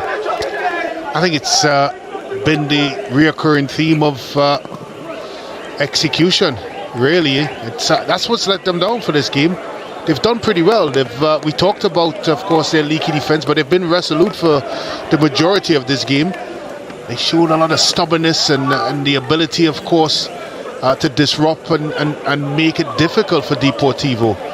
But it's in the attacking end, a story that hasn't really troubled them throughout this competition, because they've scored freely, 5 goals in their last 2 matches, but they just haven't been able to get it together in that end.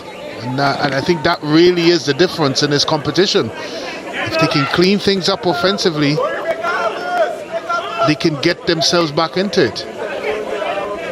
Here's Akinola Gregory. Oh, he's left his man for dead. And Williams does well to recover.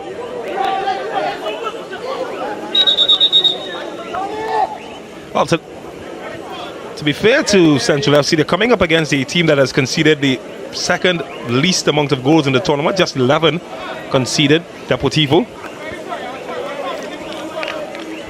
Oh, as the player, Williams, receives some treatment. It's time for some eye candy with our Sportsmax app moment. And well, Brent, you called it. And it's something that will get your tongues wagging. How about that? The Captain Pear. Oh, that's icing, that's cake, and that's everything nice. And that's also our Sportsmax app moment. I think what I like the most about it, James, is well, he tried it. It's at least 4 orange shirts there, and he was able to trick his way out of that. It's known as in the local parlance as the roly-poly. Some parts of the world it's called the Zinedine Zidane turn. I think for this instance it's called our Sportsmax app moment.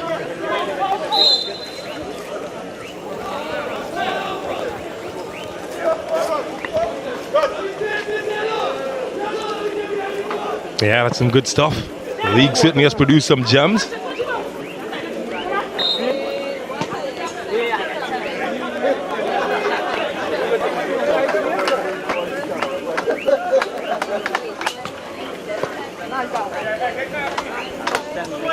Oh, it's giving that away.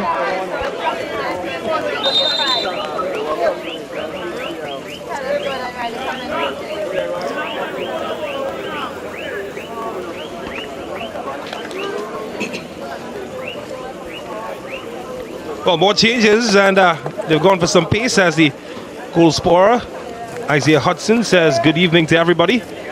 And in comes former presentation man, Jordan Riley. Fresh legs. Yeah, fresh legs and a fresh, of course, approach to the game.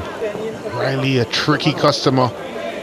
Very direct in his approach, and certainly will change the way that point attacks. Maybe that's the kind of change-up that they need.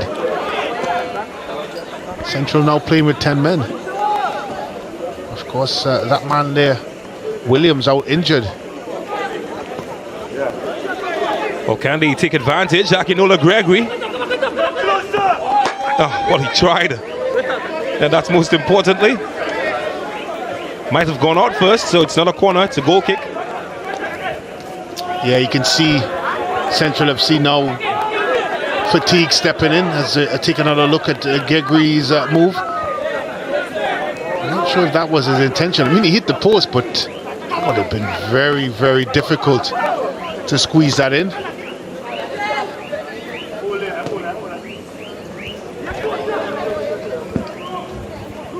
Less than 8 minutes remaining in this match. Is there to be more? Well, Riley tried, and well, the side netting seems to be their friend. Second time in successive minutes that the side netting of Aberdeen's goal has been rattled.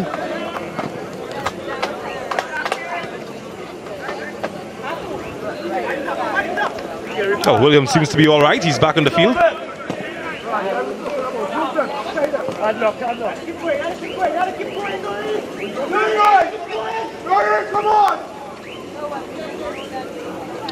Well, Central FC, despite the final scoreline, James, could take a lot out of this fixture. We did talk about the fact that they were improving, certainly from a playing perspective, not necessarily from a results perspective, although they did show a lot of fight in that 3-all draw with Real Westport. But from what we've seen here tonight, they've certainly improved in all departments of the field. And I think Coach Russ Russell will be happy. The goalkeeping department has been very solid defensively. They look a little bit more organized than we've seen them in the past. And certainly in the middle of the park, there is some talent in there.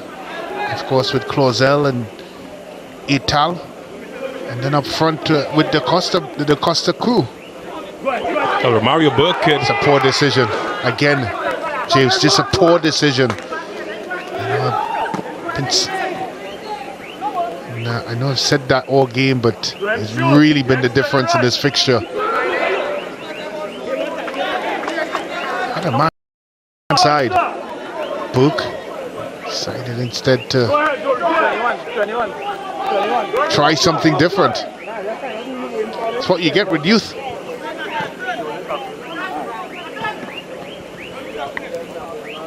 Well, is there to be more drama in this match? Newton Hector, he's got a magic wand. So too Marcus Joseph, he's got a magic left foot as well. And that's a magical tackle from Kwame Hague. It's a difficult decision, James, a man of the match. You know, it's not the norm to give it to the losing team, although I did enjoy the performance of Clausel. But I think it has to go to the goal scorer, really. That's the difference. From 3 points to 0 points. His goal. Well, here's a chance on the opposite end for a goal scorer. Had a bit of a hand coming in there from St. Rose.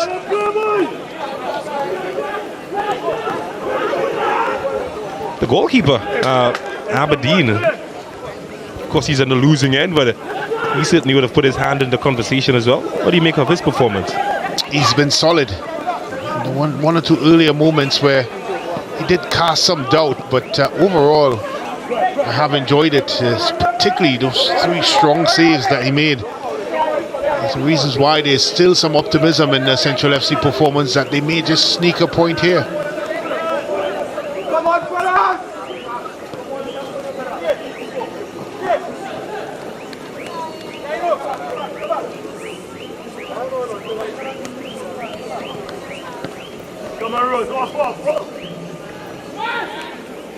Lots of tough choices all round. Is that when you go to the various platforms to find out what our viewers are thinking? It's called, of course, dodging your duty. There's no problem doing that in this instance. Well, dodged his duty to defend there. Gave away possession to Point Fortin.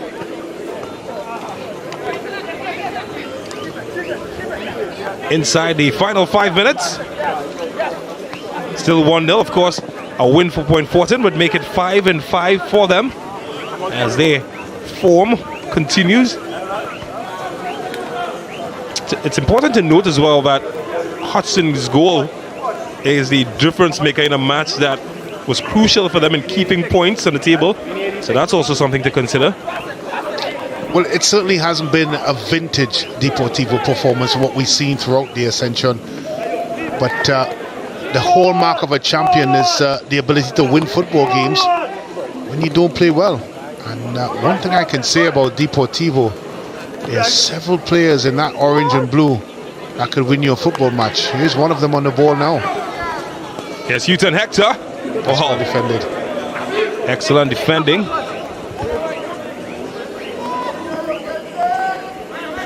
That's a good turn though from Burke.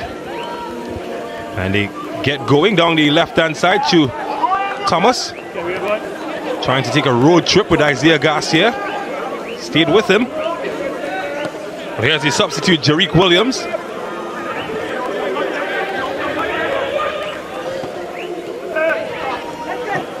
Is there to be some late drama? Well, not this time. Maybe on the opposite end as Hector is finding some joy. Gotten past 2.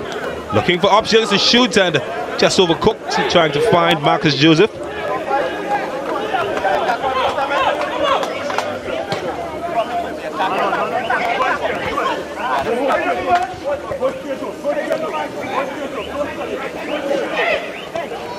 But if you were judge and jury, Brent Sancho, who would you give it to?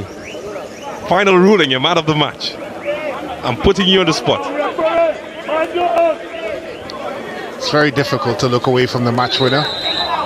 Any day goes win matches. I think Aberdeen's performance has been outstanding, incredible. And of course, Clausel has been crafty in possession, but the difference in the scoreline and the difference maker is that guy, Isaiah.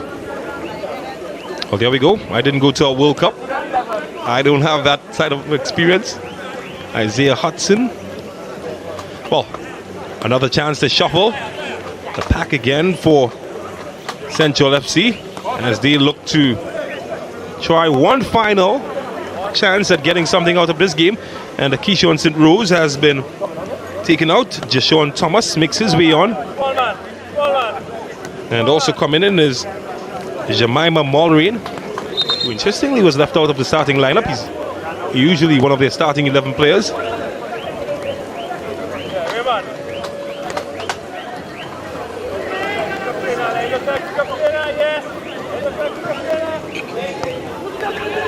Here's Nathaniel Garcia. Marcus Joseph in his Ascension debut. Chance here impeded. Oh, he's kept it alive, hasn't he? But he's lost it in the end. Akinola Gregory is not happy with himself. Well, he seemed to be not happy with the referee. He seemed to be suggesting that he was grabbed. I might have another look at that one, but McDonald didn't seem interested. So they're fighting for everything as the tick-tock. Oh, I tell you what, that had to be perfect. And had to be one man, and that's Etienne. I don't think many defenders in this league can make that challenge timely as it was. Because if it wasn't... Oh, that's good. Here's Joseph. Here's Watson. And there's a deflection, and that's a corner. 3 minutes is the allotted extra time we will have in this fixture. Point Fortin still hold on to their 1-0 advantage.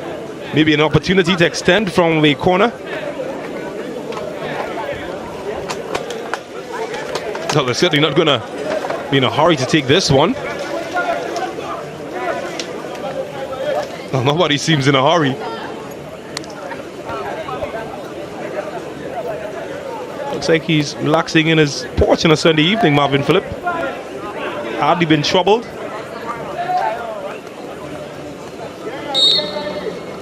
Well, here's two men that can change a game in the blink of an eye.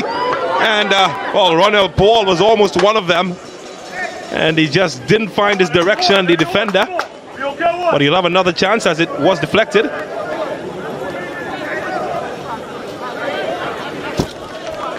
Maybe more drama. Less than 2 minutes. Well, he's been a Debbie Downer, hasn't he? Aberdeen. He stopped all of the fun for Point Fortin this evening. And there he goes again. Oh, this time the defender helps out.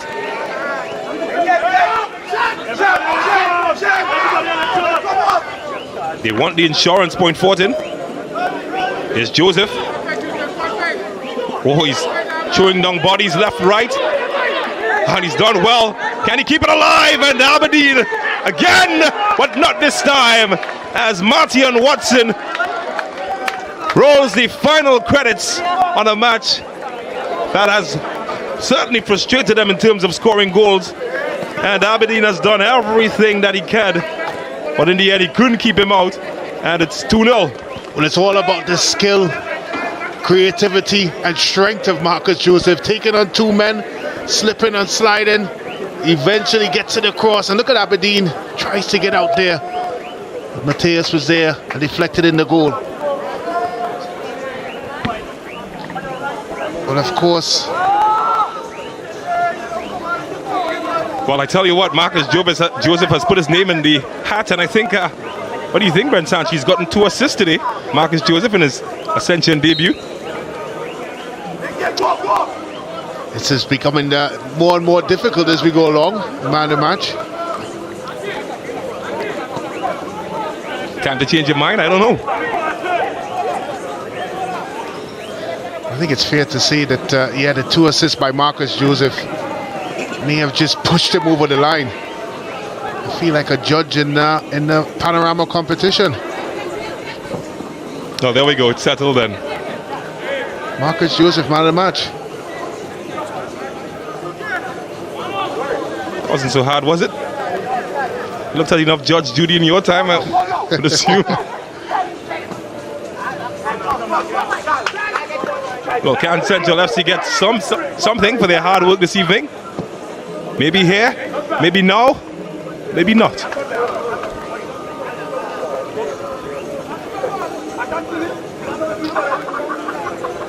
Oh, what a match. And again, Central FC not getting on the score sheet this evening.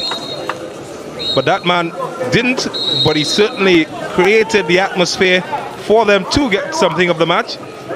And at the end of 90 minutes, it is Deportivo .14 2, Central FC 0. Disappointment for the team in yellow. Jubilation for the team in orange. And I think it's fair to say that Deportivo happy of the teams. Not the most convincing performance from them in this competition, but it certainly is one that has gotten them over the line and has brought them within touching range of the top 3. Just a point shy now of third place Police, who are on 24 points. Deportivo, of course, moving into 23 points. In fact, they've moved level on points with Police on 24. Police certainly will be looking at this match and knowing that they can't drop points this evening. Let's see what they did though.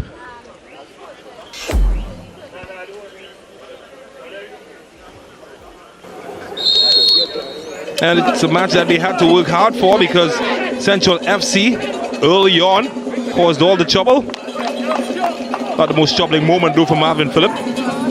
But then Hector, Marcus Joseph, and Hudson combining. And that was the opening goal of the game. And the first assist of the match for Marcus Joseph.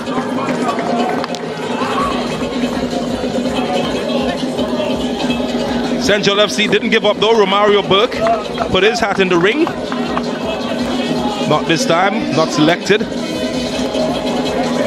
And then later on, it was the DaCosta, Leandro DaCosta, not getting it on target. Shem Clausel tried to help him out a second time. And again, the gravity not in the favor of Leandro DaCosta. Houghton Hector on the other end. Served one on a platter for Joseph to get his goal. But that man, Aberdeen, was too good to be beaten. And then later on, how about that? Giving Marcus Joseph no purchase. Joseph, though, did try to get his friend Nathaniel Garcia involved on the act. But guess who stood in the way? You guessed it, Aberdeen. Central FC never gave up, though. And DaCosta, well, he felt the wrath of Marvin Phillip. And that's the kind of welcome that you get from the national custodian. In the second half, Central FC came out with a renewed vigor, but the same old shooting methods, not on target. .14 though, and Marcus Joseph, they were in the mix of things, but some good defending again foiled him getting on the score sheet. And everything offensive went through DaCosta, but Marvin Phillip, well, he was a party pooper most times. One of the best chances of the second half, couldn't pick out Houghton Hector or Akinola Gregory. Not even Garcia could dial in from long range. No repeat of that wonder goal from last week. But Marcus Joseph, well, he's such an architect.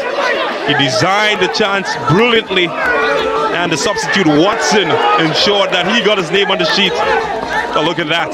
That is experience and talent, and that's a good goal for .14 FC.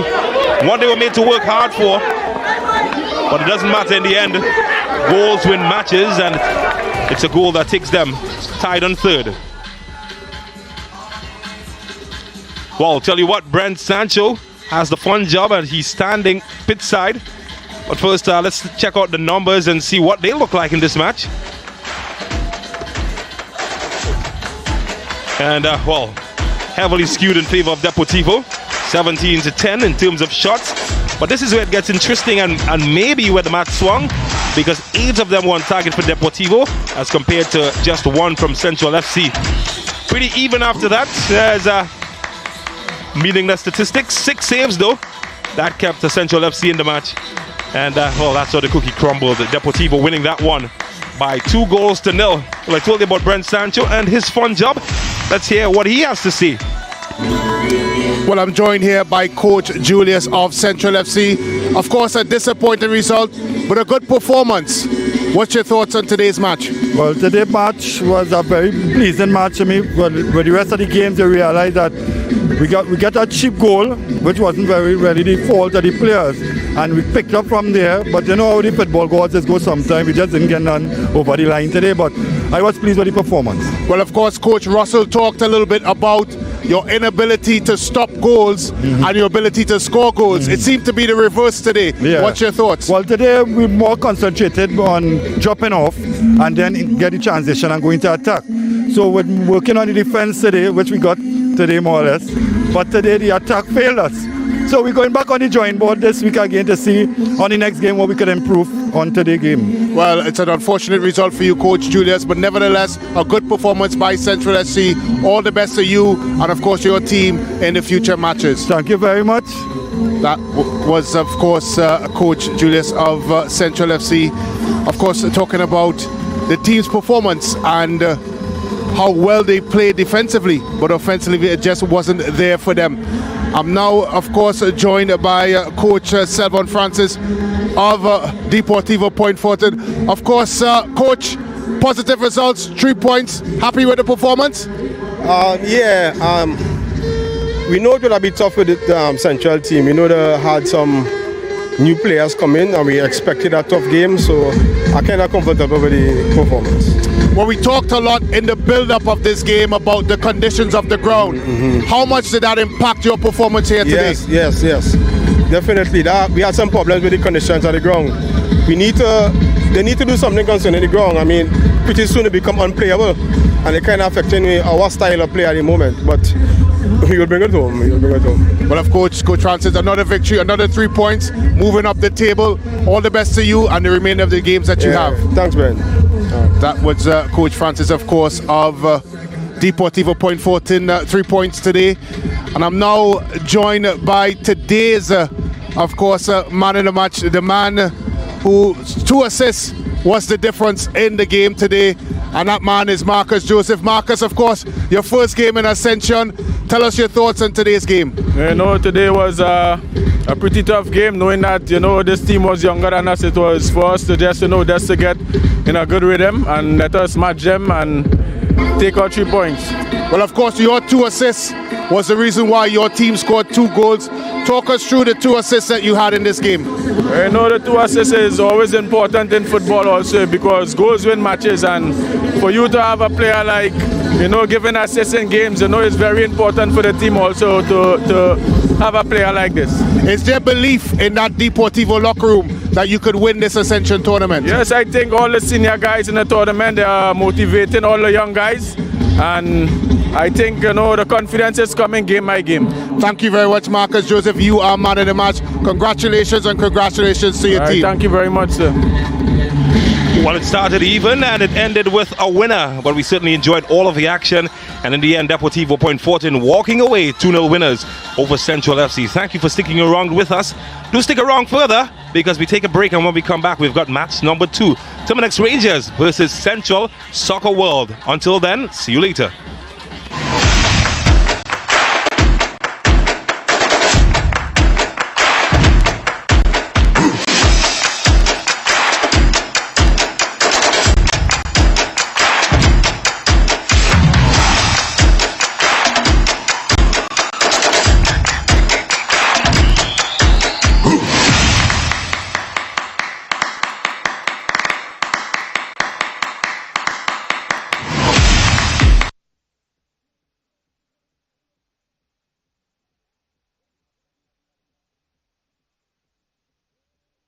Central Soccer World. And chopping it. Leslie, can you repeat? It just chopped up a bit. Okay.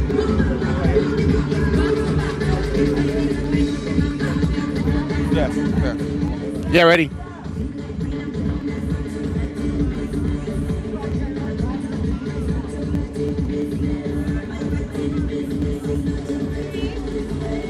Coach Boyce, of course, a pivotal fixture here. Your team have been in the ascendancy, moving up the table against Terminix La Horquetta Rangers. How are you guys going to approach this one? Well, we look for discipline tonight. We look for focus. We look for a little consistency. Sometimes we gain it and it's slipping. So we just take it minutes by minutes as the game progresses. Of course, we've had a lot of conversation about how heavy the pitch is. We've had a lot of rain here in Trinidad and Tobago. Do you think that would have some sort of impact in your game plan here tonight? It might in our style of play. You know, we like to move the ball. We like to keep it on the floor. The conditions might ask for something different. But it's footballers, so we'll have to adapt. Any changes in your formation, in your team for tonight's fixture? Anything you can let our fans and viewers know going into this one? Just a little. I think tonight we may have to concentrate on more defensively because of the firepower that they have. But we also have our attacking strategy in place. Well, that's good news. And of course, Coach Boyce, all the best to you in this fixture. Thank you very much. And of course.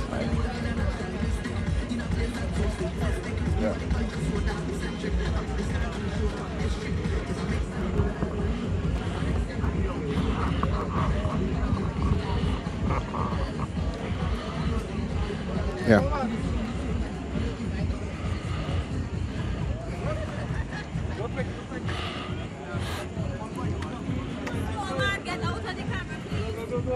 Hey, stop getting trouble, boy.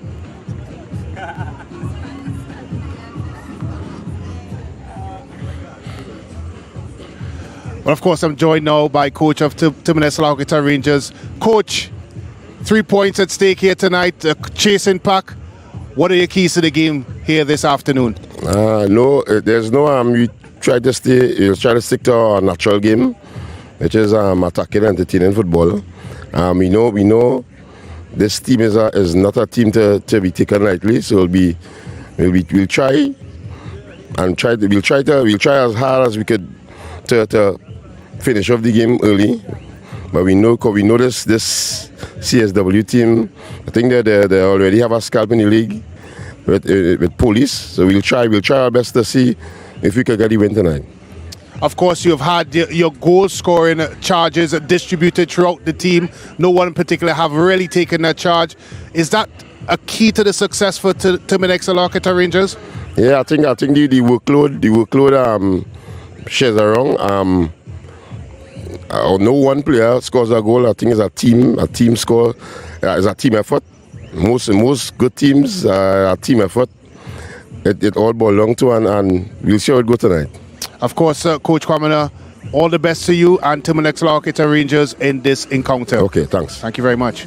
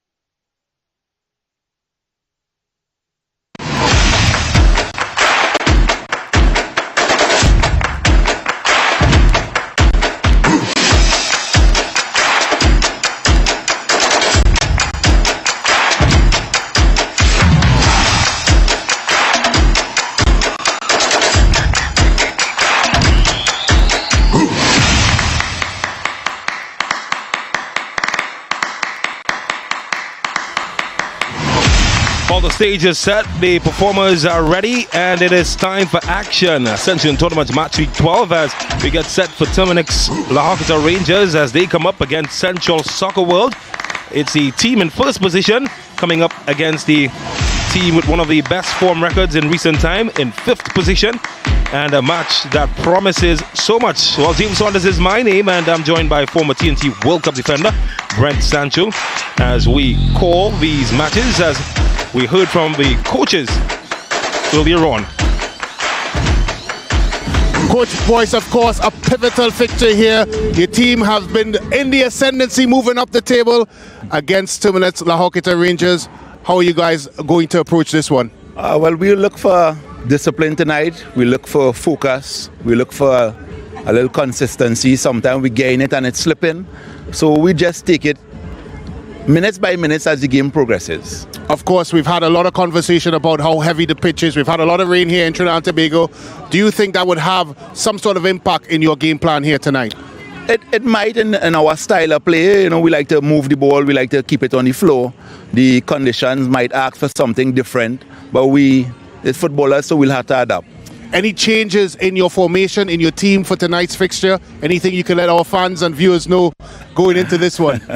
Just a little. I think tonight we may have to concentrate on more defensively because of the firepower that they have, but we also have our attacking strategy in place. Well, that's good news. And of course, Coach Boyce, all the best to you in this fixture. Thanks you very much.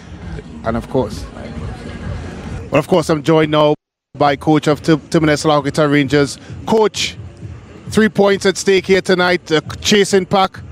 What are your keys to the game here this afternoon? No, there's no. We try to stick to our natural game, which is attacking, entertaining football. We know this team is not a team to be taken lightly. So we'll try as hard as we could to finish off the game early. But we know this CSW team. I think they already have a scalp in the league with police. So we'll try our best to see if we can get the win tonight. Of course, you've had your goal-scoring charges distributed throughout the team. No one in particular have really taken that charge. Is that a key to the success for Terminix Horquetta Rangers? Yeah, I think the workload shares around. No one player scores a goal. I think it's a team score. It's a team effort. Most good teams are a team effort. It all belongs to, and we'll see how it goes tonight. Of course, Coach Kwamina, all the best to you and Terminix Horquetta Rangers in this encounter. Okay, thanks. Thank you very much. All the curtains have been drawn, and our first look at the performers as they make their way out in what is a keenly anticipated contest.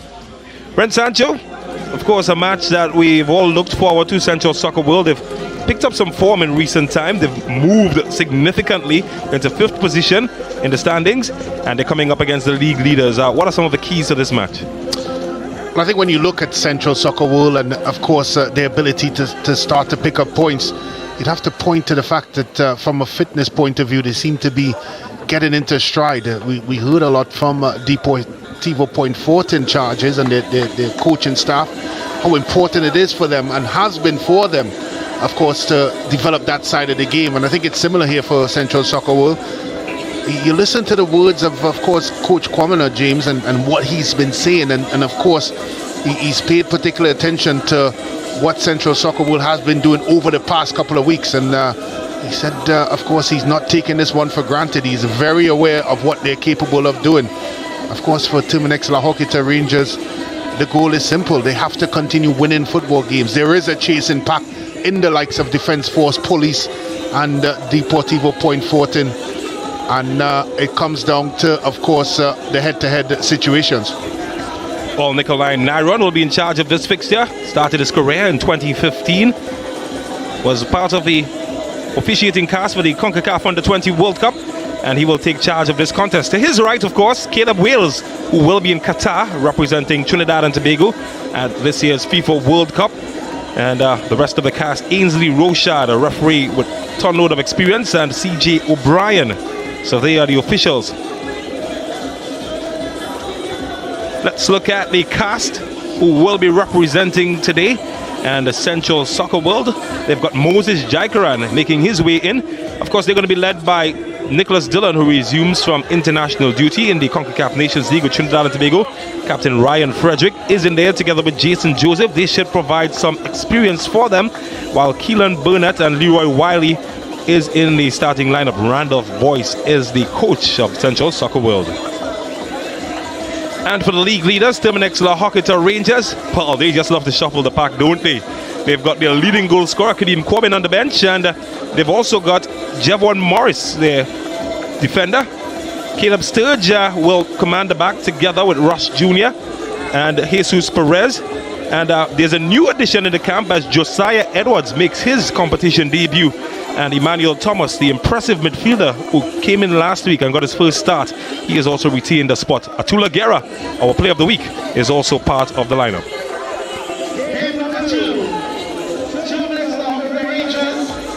Our first viewing of the Trini magician, Atula Guerra, scored 4 goals last week, and he's joined by Jamal Francois. They will be tasked with leading the attack for Terminix Rangers as they get set to hold on to their top spot.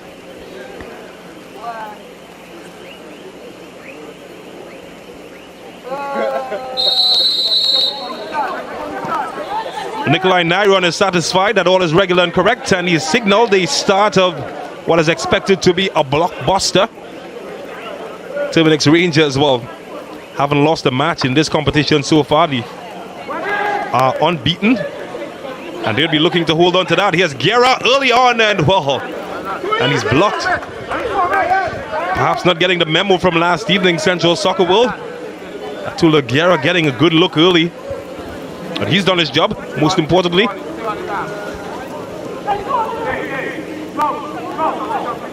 Central Soccer World, they've gotten 3 wins in their last 4 fixtures. Certainly full of confidence has elevated them to 5th position. First they'll have to defend Junior Asun's corner. That's good hands, although there's an appeal for something. Waved off by Nikolai Nairon.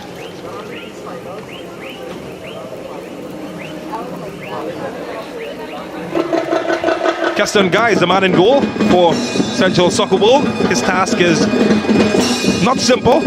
It's keeping the team that has scored the most goals in the competition off the score sheet.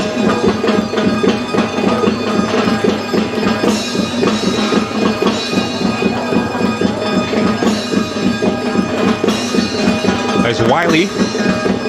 Kemuel Rivers, one of the defenders that has scored the most amount of goals in the competition. Certainly in a battle with Ross Jr., who's on the opposite end of the field. Defenders who like to get forward and score.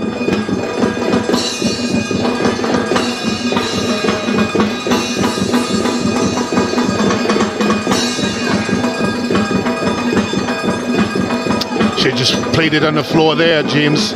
No need to play the ball in the air. It's an errant pass there by Moses Jaikaran.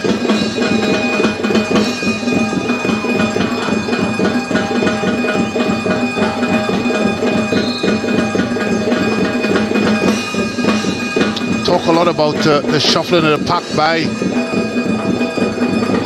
Terminix La Horquetta Rangers. James hasn't stopped their fluidity, it certainly haven't stopped their momentum, and it certainly haven't stopped their potency.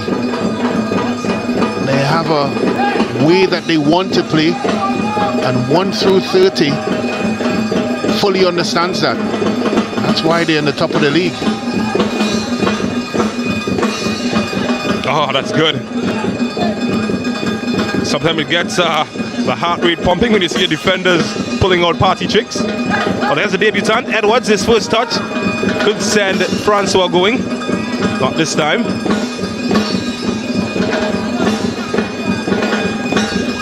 Are you one of those that pulled out tricks, Ben Sancho?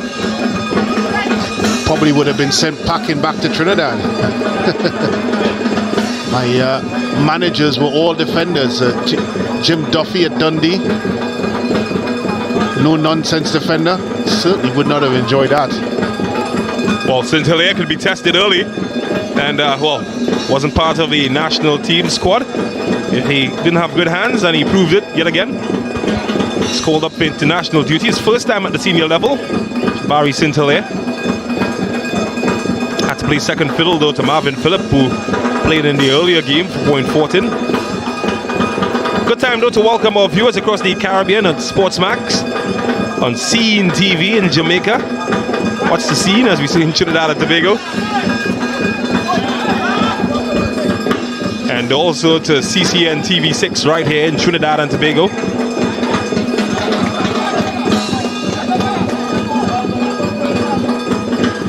CEEN TV also, of course, are broadcast all over the diaspora in the Americas. So good evening wherever in the world you're looking at us from. Also streaming on the Sportsmax app, Sportsmax YouTube, the Ascension page YouTube, CEEN TV YouTube. Well, you get the point, we're everywhere. Thanks for tuning in though. Here's Guerra. Trying to find Edwards. Oh, he's got some pace about him. And almost got the better there of the goalkeeper guy. He didn't want to be that guy though.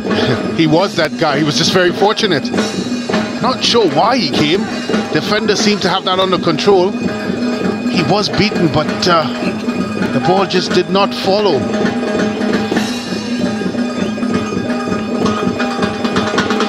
Well, they're not going to come knocking. They're going to try to break the door down with that throw.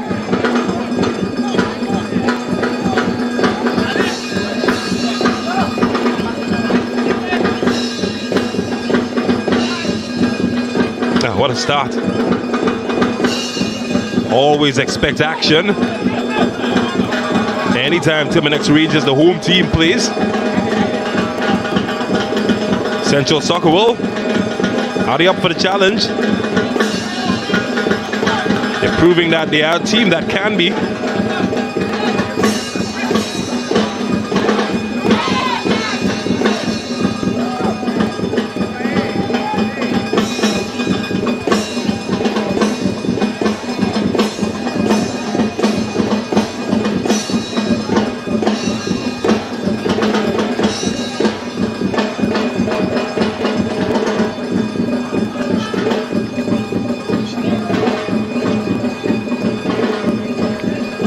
Junior Asun, they would have seen his highlight reel on the YouTube platform, and in no mood to give him any space, Jason Joseph.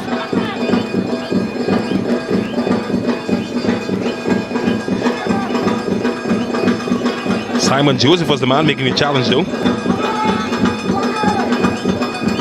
Here's Daniel David. Oh, he's been muscled out quite easily.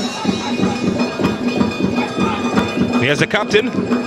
Well, Ryan Frederick couldn't get it past Caleb Sturge, and I'm not sure what happened there. Yeah, it must have. Well, we got a very good view of that area of the goal in the lead up to this broadcast, and we did see there were some bumps and bruises in the pitch, and some indentations and soft spots, but many soft spots. And as much as it was a mistake from St. Hilaire, I just gave him a bunch of excuses. Take your pick, son. As we take another look at it there. Oh, has to be careful. That's a tremendous block there. Did get his body in the way. If there ever was a goal-scoring block, that was one.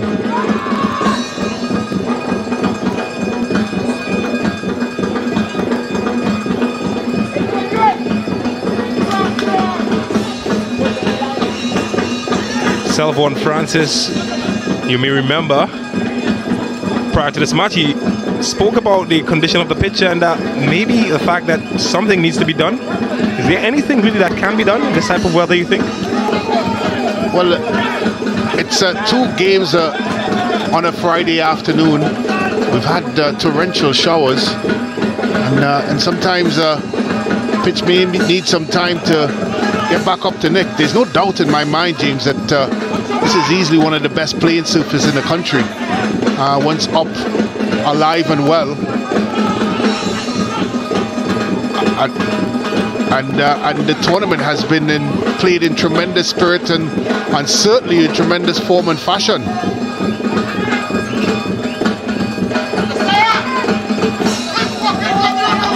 But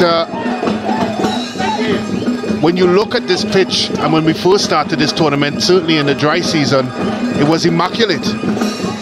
It made me want to put my boots back on, James, but the torrential downpour that we've had over the past couple of days certainly didn't help the occasion. You know, the groundskeeper here, he's a hard-working individual, and he certainly would have been pulling his hair out trying to keep things up to nick. I'm no specialist, but the only thing you can do is invite the sun to come out and play. It's been hidden away for too long. Has rained for at least 10 consecutive days in Trinidad and Tobago.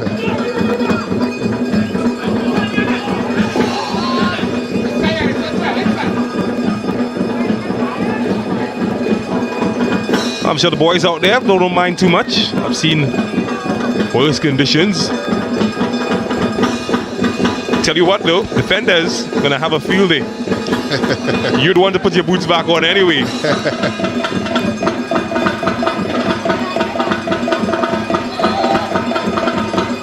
There's Wiley.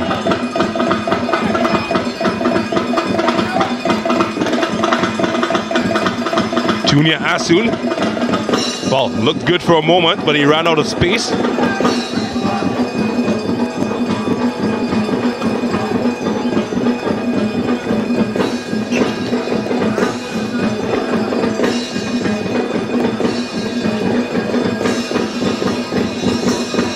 Well, throughout the Ascension Tournament, the teams have been very fortunate to play in some lovely pitches. Of course, the Police Barracks comes to mind. Has taken a bit of a hit over the last 2 months or so. Not sure why. James, you may know why.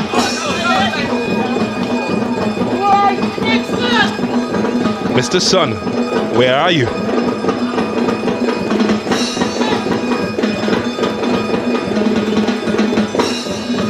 Well, here they come. The Green Army looking to make an indentation in the scoreline. Not this time.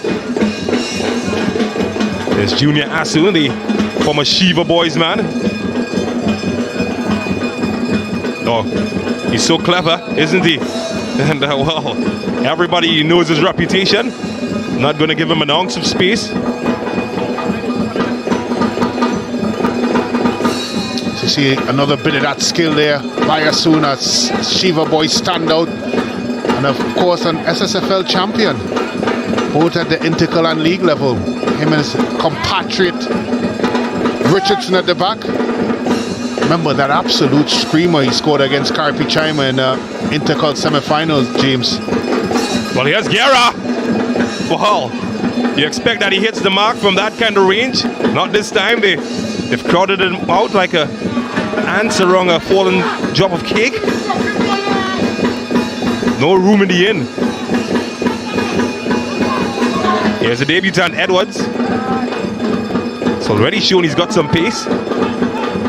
Needed a bit more guile in that situation. Well, Nicholas Dillon has lost it in a bad area to the wrong man. And well, might have bent more than Guerra would have anticipated. And well, they're quite fortunate.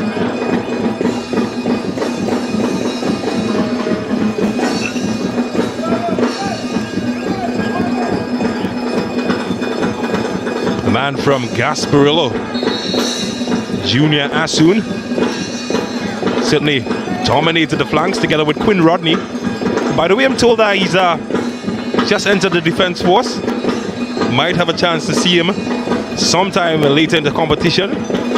Certainly another exciting young talent that came from the Shiva Boys camp. He's also my neighbor, by the way. Maruga, saw him grow up as a little boy. Well, there's certainly place for that Shiva Boys team somewhere in the archives of top SSFL teams. They certainly brought the division to life. They were dominant. They were purposeful. More importantly, James, they were champions against all odds.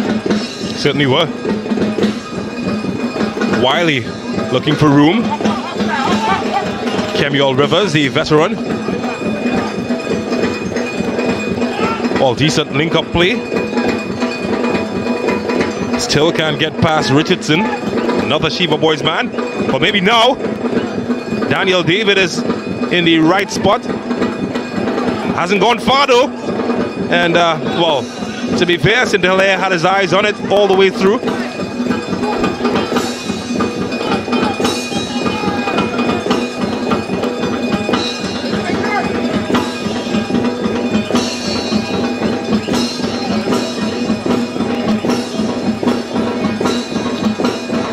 Well, for what we've seen so far in the first 14 plus minutes or so, James, I would suggest that the Central Soccer World team don't believe that they have to bow down to Rangers. They've shown that they want to match them, and they've carved out one or two opportunities already.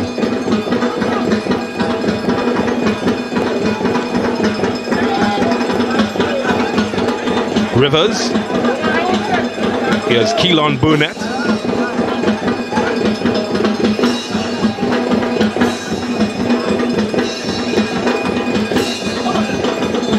Decent link-up play. Can't get past Jesus Perez. And Manuel Thomas intercepts. God, he certainly impressed the last evening. Manuel Thomas. His first start for Rangers. One of the new players brought in.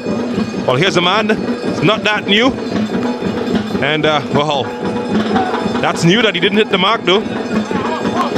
Certainly been an end-to-end competition so far. Not the Rangers that we normally see in a first half competition. They're normally quite reserved in their approach. But it's been toe-to-toe. Not complaining at all. It's been entertaining. Not sure he will agree though. He likes his teams to take control of situations. They haven't up to this point.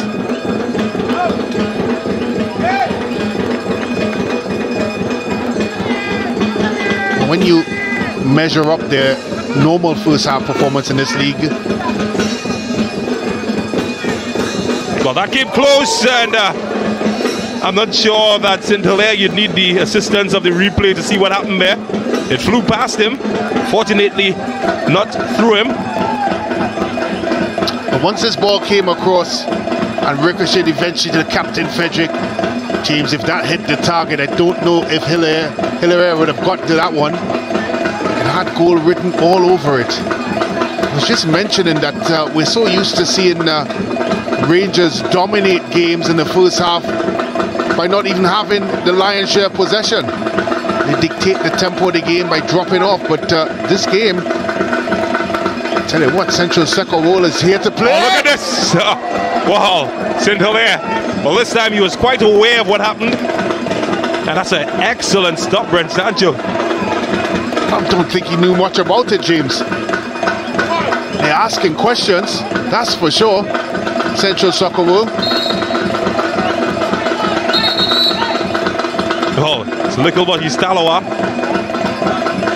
That's a good stop there. Caleb surged with the improvisation. But certainly, if this was a boxing match, I would suggest that Central Soccer World is ahead on the cards. Caleb Sturge would try to get them further ahead. Kiara would hope to get them ahead on the score sheet, not that time as Thomas stopped. Well, Nicholas Dillon gives it away cheaply. Here's Josiah Edwards making his debut. And, well, has a lot of work to do.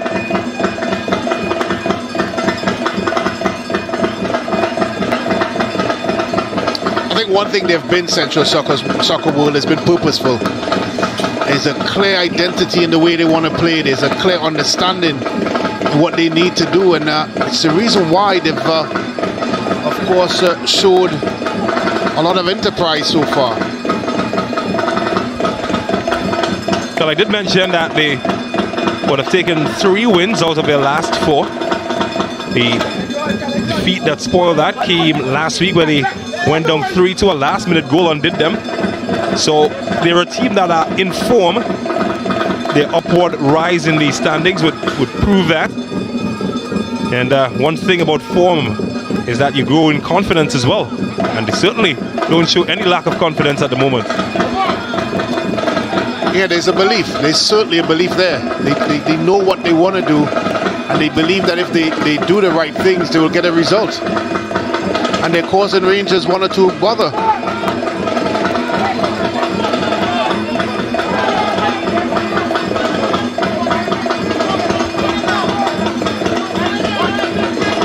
Yeah, he's had his hands full all day. And, well, his mind is sticking. Dave Formina. Here's Moses Jaikaran. That's a good-looking ball. And Sintolaire with a good-looking save.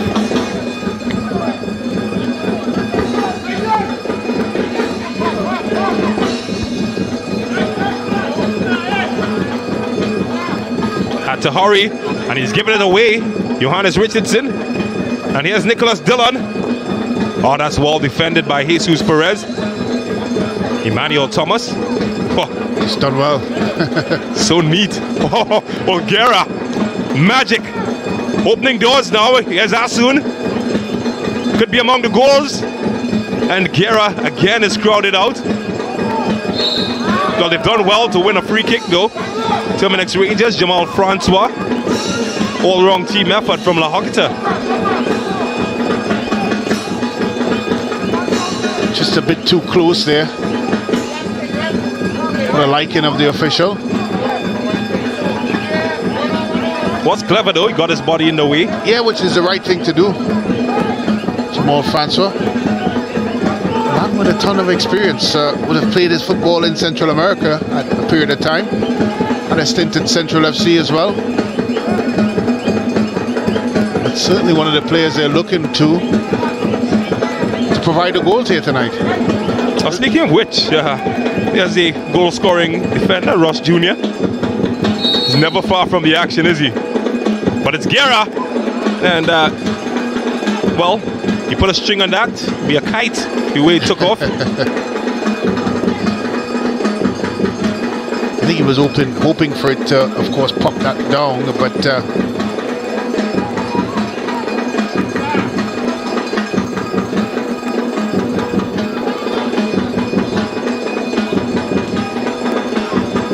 well, Jason Joseph has played from a really deep position today, the former W Connection man. That's the number 13 for Central Soccer World. So here's another former W Connection standout. Rivers. Jaikaran,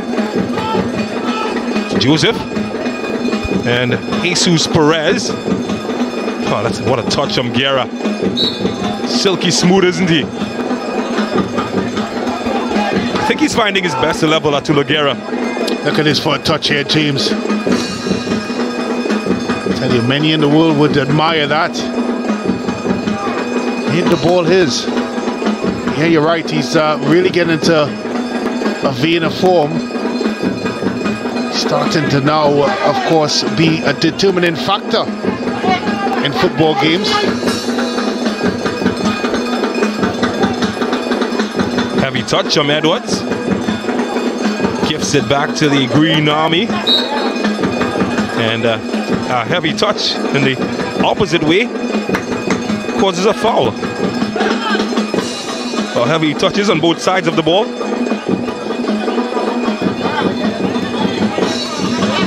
Not legal.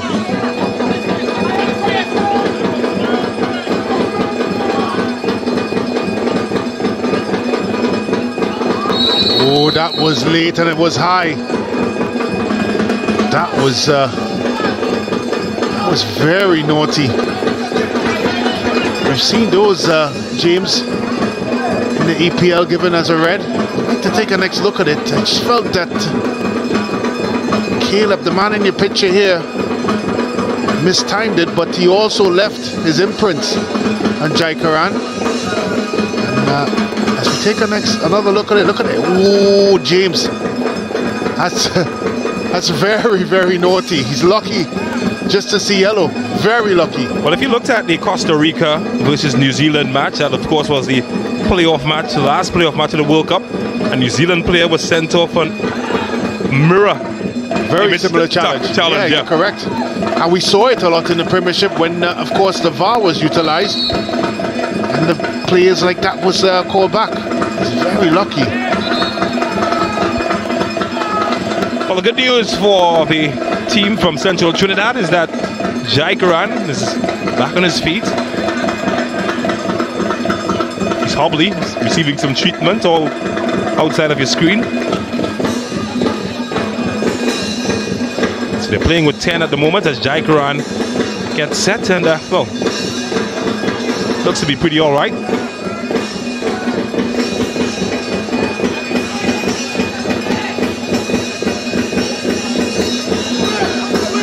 11v11 once more as Jai Karan almost gets involved with his first bit of action back. Not well intentioned or executed for that matter.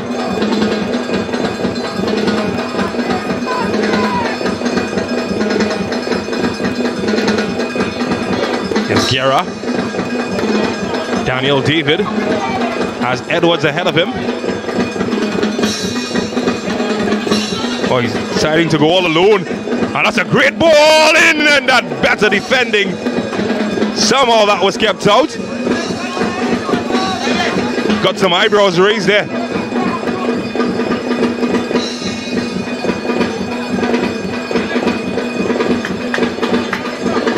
But he decided to go all alone and as soon assumed that he would have gotten that back to his player, Manuel Thomas. Not that time. This is high and well held by Guy. This is exactly what the coaches say. Take it at the highest point. He's been well tutored.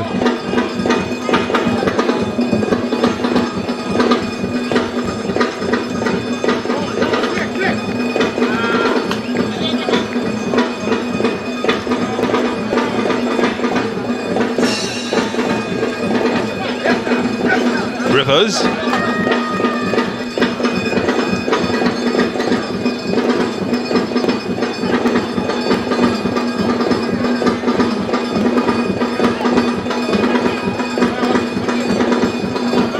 There's Mitchell.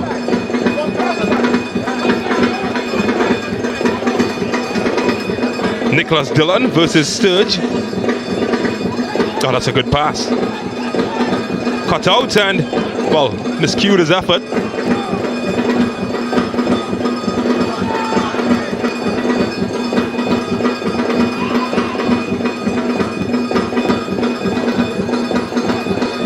Oh, what a touch.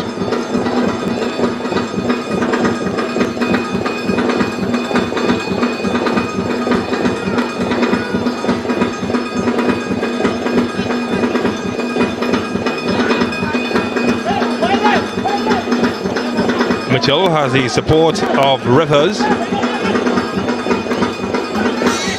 Well intentioned. Couldn't find his mark though. Here's Asun. He's dazzled. And well, he's fouled as well. Having a tough time containing him.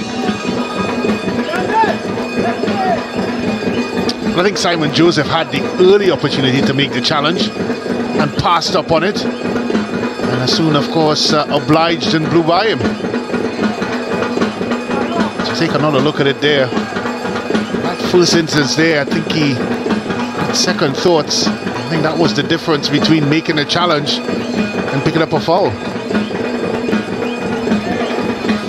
It is a set piece opportunity for the home team, Terminix Rangers.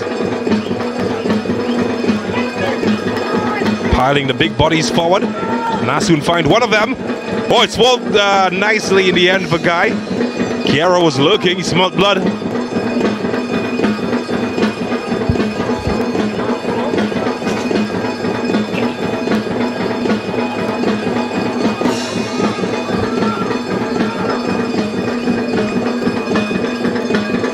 Well, Mitchell certainly has had a lot of touches of the ball, so too Kemuel Rivers. might concern Rangers if the defenders have more of the touches. Yes, Ross Jr. Haven't really seen him in the attacking third of the field, apart from an earlier free kick. They don't need him because they've got this man.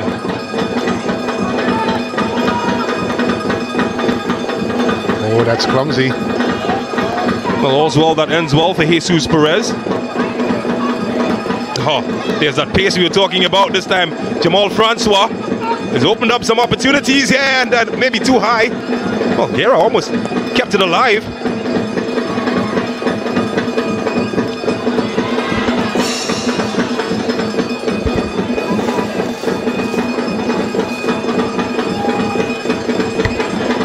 While approaching the half-hour mark.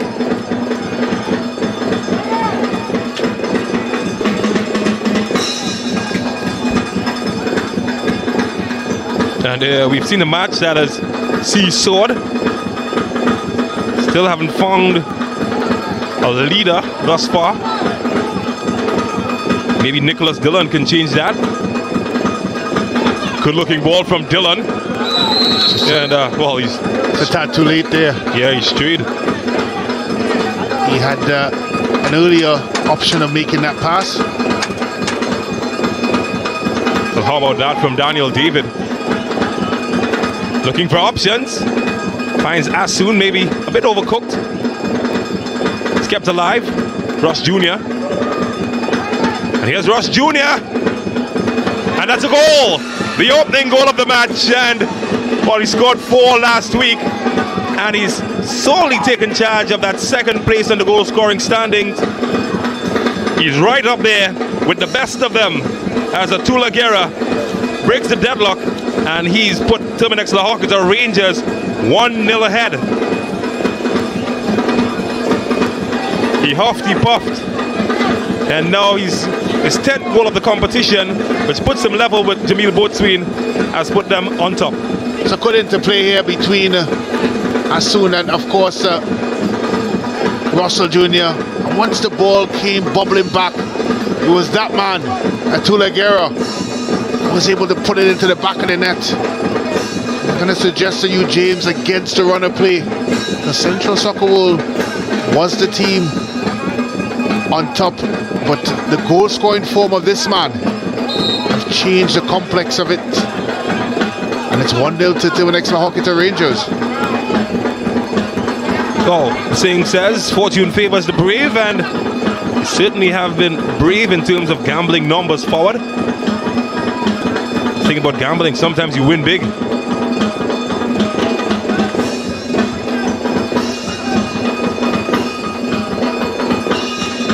How will Central Soccer World respond? Dillon and St. Hilaire. Oh, he had to get jiggy. Did exactly that, but how about that from Asun with another highlight reel? Potential Sportsmax app moment. I tell you what, he's got the bag of tricks. You can invite him to your kid's birthday party. He's got all the tricks. Well, you talk about tricks, is James Saunders. Oh, a man full of tricks. Hello, everybody. How you doing?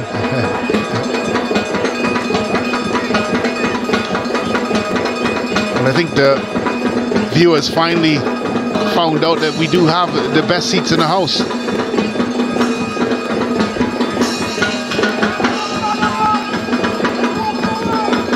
VIP. That's a foul. I'm very surprised there. And I'd like to take another look at that. I just felt that Perez may have yanked him when he got away, Dillon, and they have every right to have a frown on his face.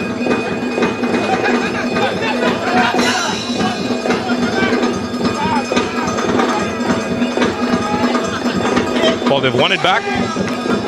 Edwards gets it to Francois. At least that was the intention. It's a cruel game, football. Central Soccer will certainly held their own. They are the team that find themselves trailing.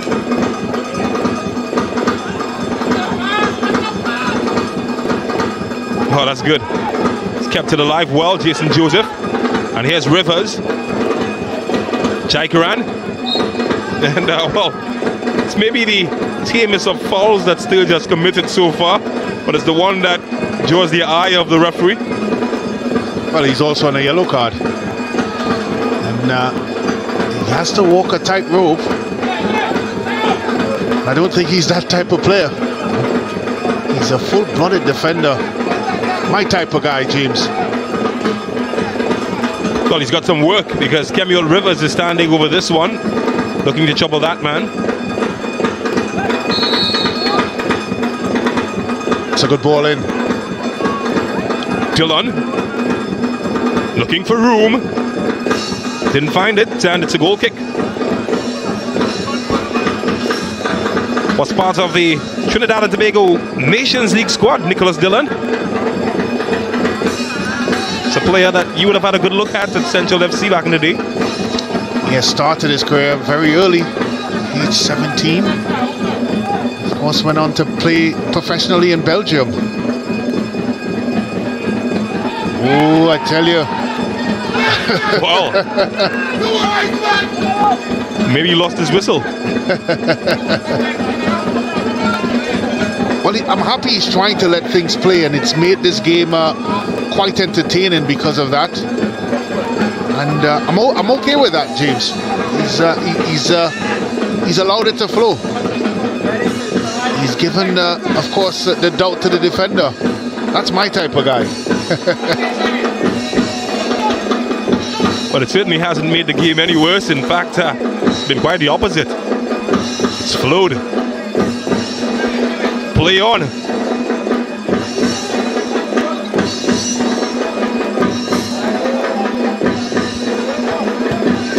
Well, I am an Eagle. Certainly flown quite often in this match, and with good effect. Here's Guerra though. Edwards deflected, and Francois somehow, someway contrived to put that over the top. Well, I'm quite sure he would have felt that that ball took ages to come down. And in all his anticipation as the ball was ricocheted here from this shot, he just didn't have the composure to let his laces do the talking. Instead, I think the anxiety of waiting on that ball to come down eventually got the better of him. A chance, James, certainly a chance.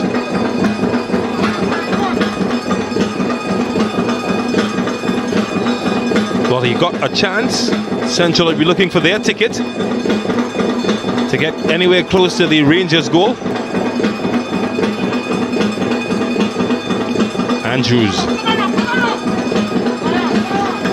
Rivers. No. Saw the wrong collar.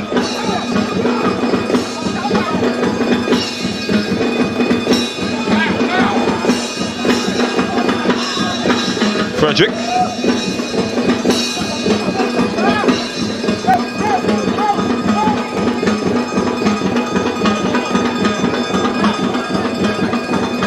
Well cut out by Sturge.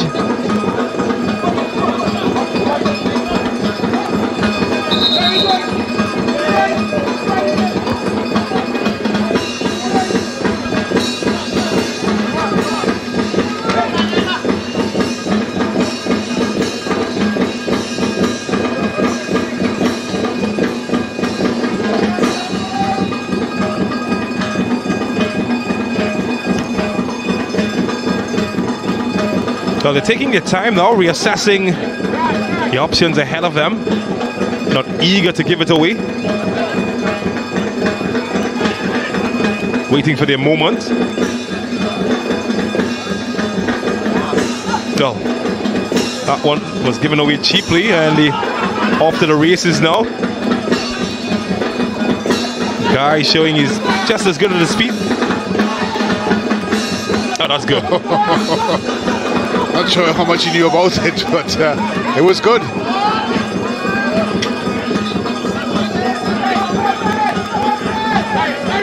Edwards stretched at the moment. Oh, he's gone past one. maybe 2, and maybe a shot. Oh, what a save that was. Superman, eat your heart out. Guy is the guy at the moment.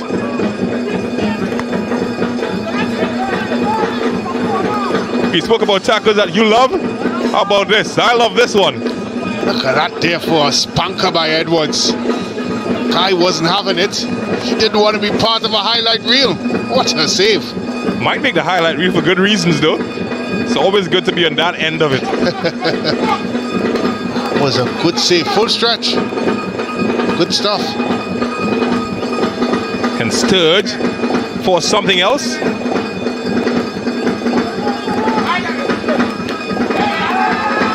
No whistle. Here's the captain. Jason Joseph. Dylan. I'll tell you what, oh, that's good from Daniel David, by the way. This guy Edwards, he's got some pace about him, and well, you know he's got a good shot too.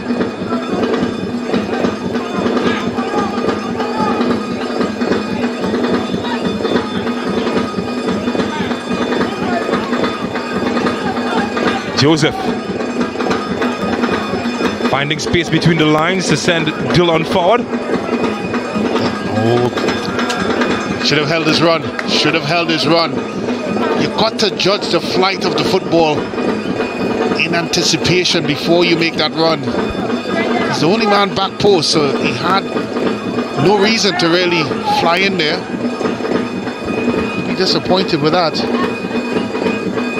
Leroy Wiley should have just held his run. He may have gotten a free header if he did.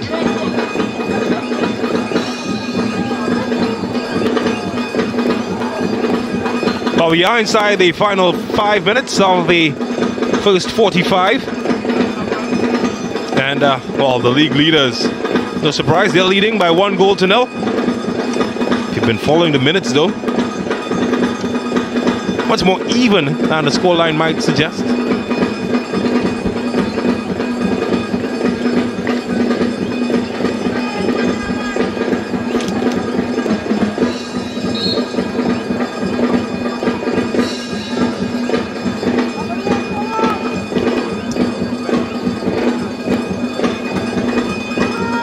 Richardson.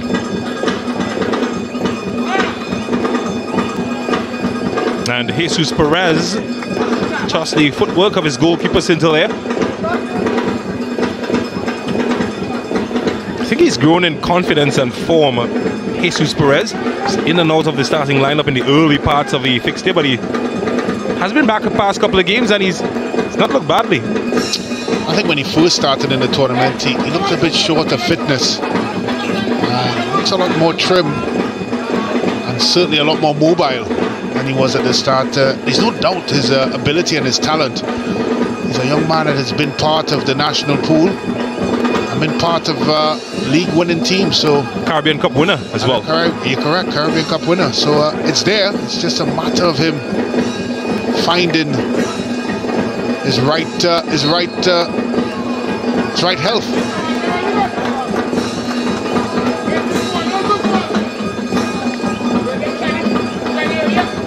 Well, he would start that attack. Caleb Wills would continue looking for options. And once they come inside, not being allowed to by Jaikaran, that's good defending. Oh, that's good. Jesus Perez just spoke about him. And here's a man who's been really good. Junior Asun. Ross Jr. That's a good ball. And couldn't find Edwards. Oh, look at that touch on Perez. Guerra! Oh, he's the man that has his team in front, but not that time. But he will get a corner and another opportunity to launch missiles at the Central Soccer World defense.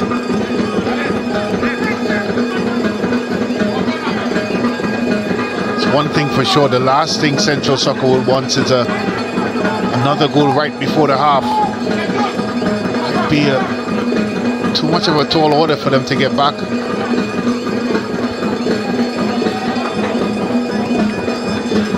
Long should find Asun.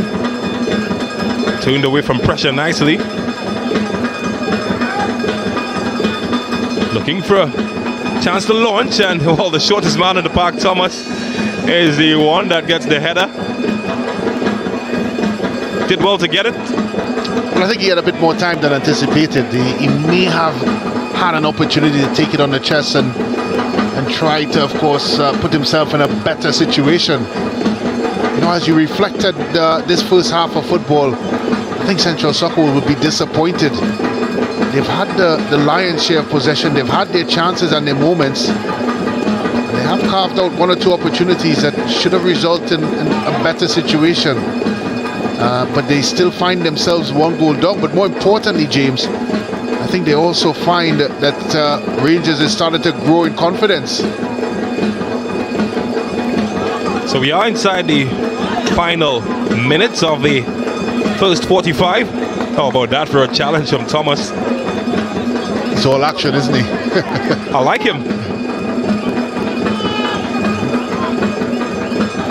Chasing Joseph. I'm not sure what that was. No, it's a corner. They said anywhere will do. I'm not sure that's exactly what they meant. Maybe the last bit of action as the 45 comes to a close. No additional time granted.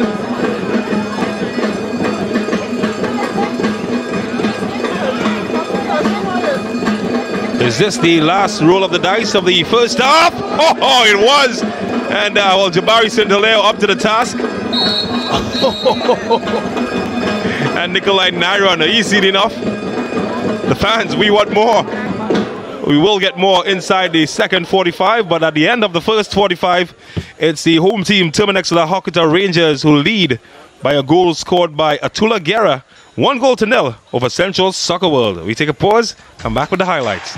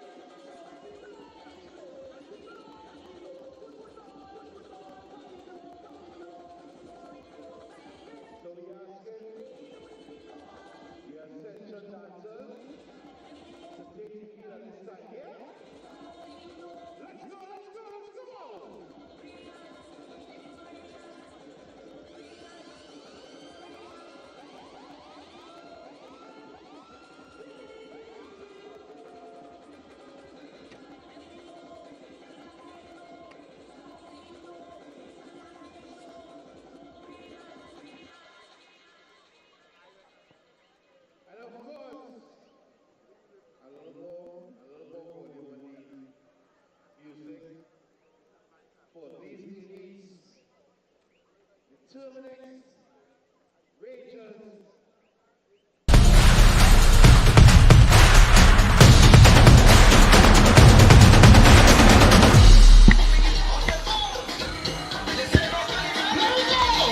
The score.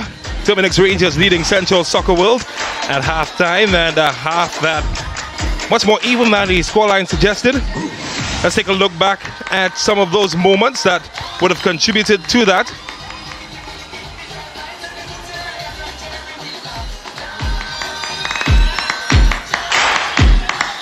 We'll show you those moments in a second. Did catch a glimpse of the Ascension Angels though. Never a bad view. And early on, Jason Joseph, the architect, setting this one up. And Central Soccer World came close and knocking. And Francois Teguera scored 4 in his last match. And not this time, finding Guy, the goalkeeper. And then the clever stuff from Central Soccer World. Perhaps their best chance. Well saved by Jabari St-Hilaire. He was crucial in the first half. Then Rush Jr. A bit of a mix-up. And it fell to Atula Guerra. That's not the person that you wanted to fall to from 6 yards. Hitting the target, getting his 5th goal in 2 matches, and 1-0 the score at halftime.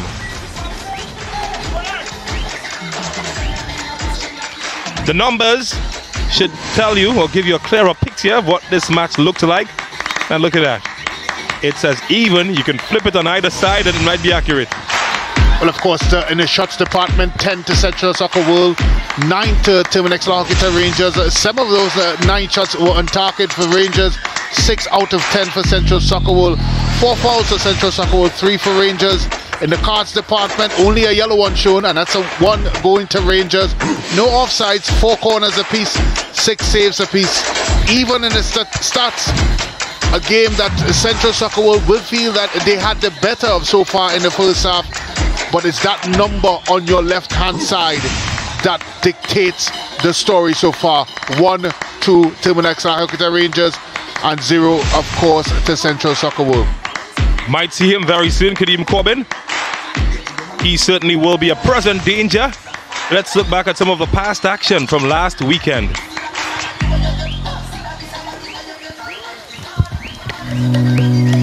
Good time to look back at the Ascension Sunday highlights. Central FC took on Westport at the Arima Velodrome. Both teams battling in the mid-table. And earlier on, it was Real Westport and, well, you guessed it, Karen Cummings, the skipper, getting them ahead 1-0. On the opposite end, Central FC were not playing. Leonardo da Costa, he's been in some good scoring form, getting them back in, and Romario Burke pushed them 2-1 ahead. And just like that, Central FC looked in charge and comfortable until this. Oh, good saving, preventing any further damage. But Westport were probing, and the goalkeeper was attempting to save some of them. Josima Belgrave, the former standout, too hot to handle, and was back to wall. Who would take this contest? Locked. But then he was loaded with the finish. That's Josima Belgrave with the double. What a double from him, leading by example the veteran. And later on, he would send some more shots in, and he would get some shots in the wrong areas. Ouch, that's gotta hurt. On the opposite end, well, Central FC were fighting for everything, and they finally got a point at the stroke of midnight. Darian Sampson getting the all-important equalizing goal as that match finished tied at 3 apiece. Then was a turn of the other Central Soccer World coming up against AC Port of Spain. And then opening up early, Shondell Augustus getting the pass from his captain, making them 1-0 leaders. And then later on, how about that for a strike? Carl Bartholomew, yeah, making the highlight reel, and teammates certainly enjoying it. The goalkeeper was called into action later on, but AC Port of Spain, they were ruthless. Cedil McLean putting them ahead 3-0 in the 54th minute. What about that for a celebration? And what about that for some agony? Was the match over? Not yet. They kept fighting back to come back in this contest, Central Soccer World. And then they would be rewarded from close range. It was Ryan Frederick, their captain. He made it 3-1. And then you add 1 to that, that's 3-2. Dion Lewis, 3-2. Coming down to a dogfight in the end. Well, quite literally as well. But that was all she wrote. 3-2 AC Port of Spain managing to hold on. On Sunday at the police barracks, Police FC took on Cunupia. Cunupia has been on a slip and slide and unfortunate to get the penalty called.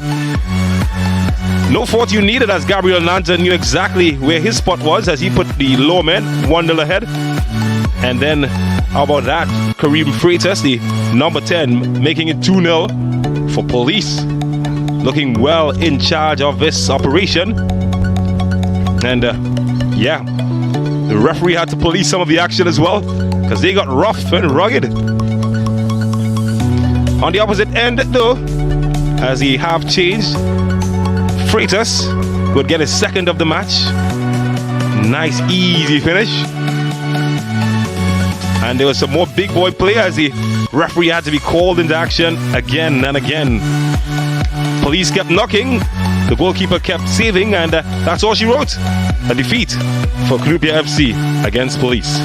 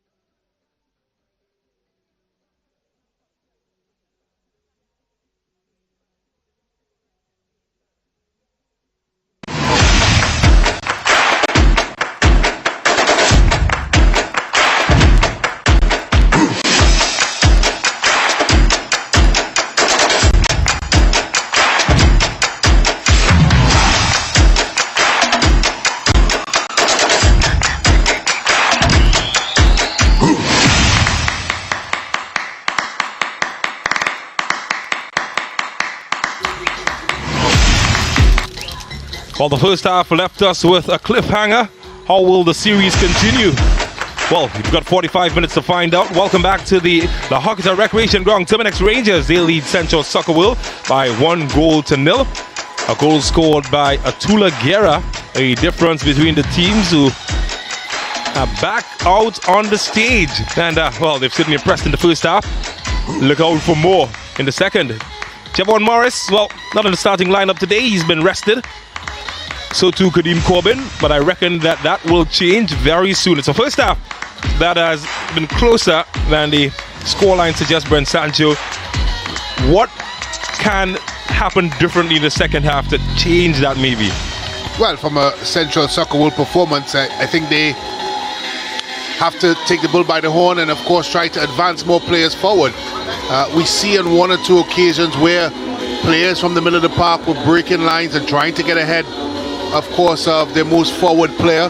But you need to see more of that. You need to have a little bit more belief from the attacking perspective. They've defended quite well, but I think from the attacking side, they need to throw a little bit more numbers forwards. And I think from a Rangers point of view, they just looked very disjointed. We talked a lot about, of course, the shuffling of the pack, and they've still been able to keep their momentum and be fluid. But this is the first performance I've seen from a Rangers team where it's been so disjointed. They need to get back to what they've been successful with, and of course, and that is being compact and very well organized.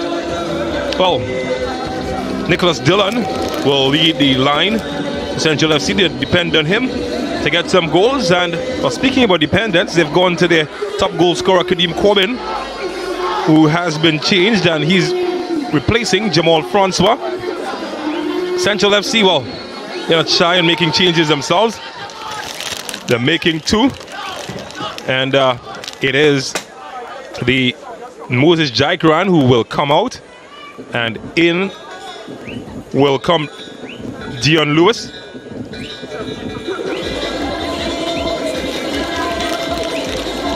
So Dion Lewis is the man has been summoned.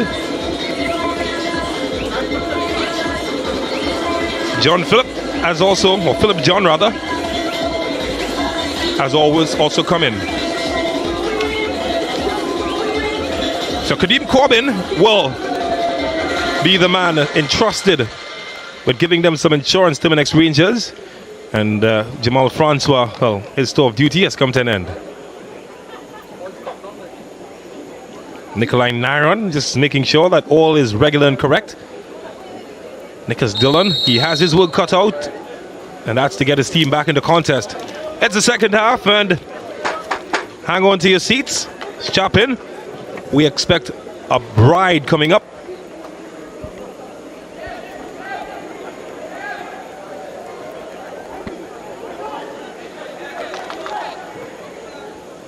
Oh, the substitute getting his first touch, Philip John.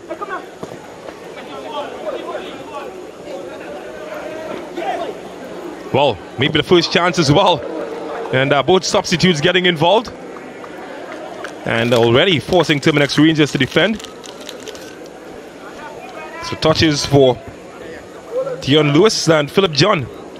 Well, Jean-Paul Rothschild, one of the young members of the T&T senior international team in white, put in a good shift recently. Had a goal as well. Certainly did. St. Vincent.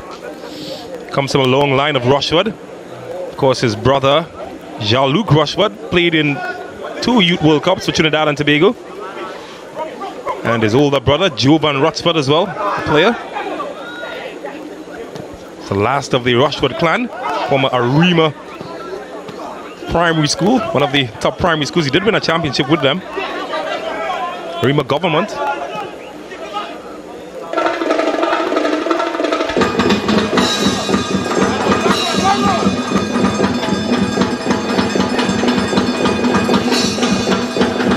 Well, it seems that Jason Joseph might have been one of the Central Soccer World players sacrificed. Hasn't affected them so far. I'm surprised that changed though. Well, it looks like they've gone for it, James. They've thrown more numbers forward.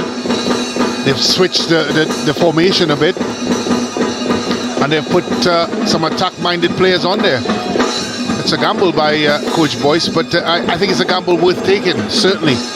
They've not been overawed so far in this fixture, and they just needed a bit more support from the attacking perspective, but it's important they keep the door shut at the back. Oh, that's a good ball from Edwards, and Mitchell had to be quite alert to the danger. Stood up well.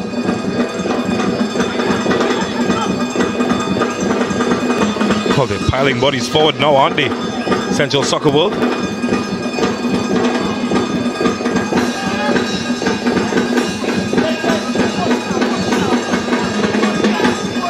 Tariq Andrews. It's too long as Daniel David starts a counter-attack as Kadeem Corbin gets one of the early touches.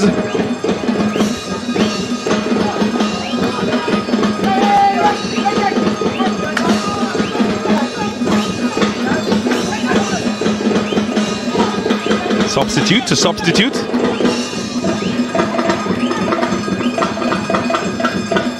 And well, that's way too much juice in that one.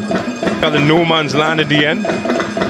Well, it was a difficult pass under normal circumstances, and that pass is even more difficult with the type of ground that we have currently. It's a good idea, but it's always going to be difficult to execute. Well, talking about execution, Philip John didn't execute that pass well, and he's cost his team a turnover. Caleb Sturge runs at them. Edwards in another good area. His crosses haven't been very bad. Edwards is getting them in some good areas, forcing defenders to be clearing, facing their goal.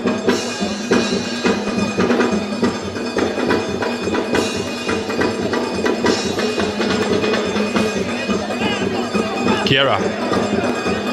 Daniel David, he can't hit, and not the kind of accuracy he was looking for. In fact, Edwards was the man getting the shot. So one of his shots earlier, forcing Guy into a Superman type save.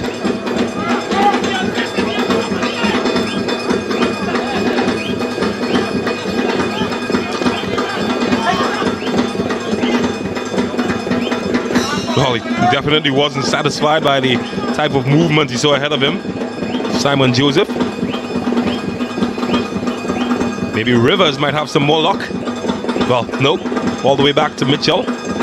I think once you go from side to side, Terminix La Horquetta Rangers is very, very comfortable. You've got to move them around. You've got to play in pockets. And of course, you have to be innovative in what you do. No, not bad to win it back from Nicholas Dillon. Or you got to bully your opponent and win the ball back. It's a great ball that Caleb Sturge does well to deal with. I tell you what, positionally, it's very, very difficult to beat Caleb Sturge. He always seems to be in the right place at the right time, and he senses danger. And as I said, he positions himself so well. Not the quickest of defenders, but he's quite intelligent. Not the biggest either. And he isn't the biggest, correct? Asun. Corbin. Mitchell doing well to win it. Tariq Andrews, rather.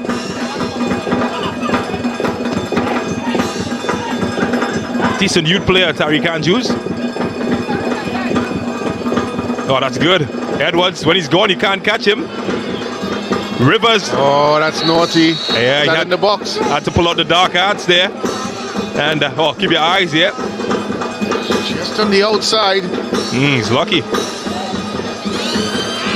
Tell you what, I saw shades of... That's close. Yeah, that's close. Had to do it though. He was gone. It's just amazed how quickly he got up to full steam. Didn't take him long at all. Gone in 60 seconds.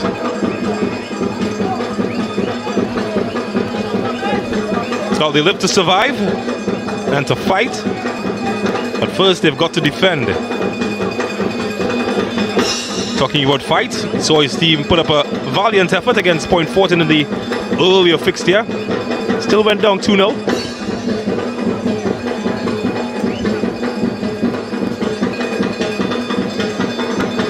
Eyes on the prize. It's the net behind that man. Or that guy, for that rather, pun intended.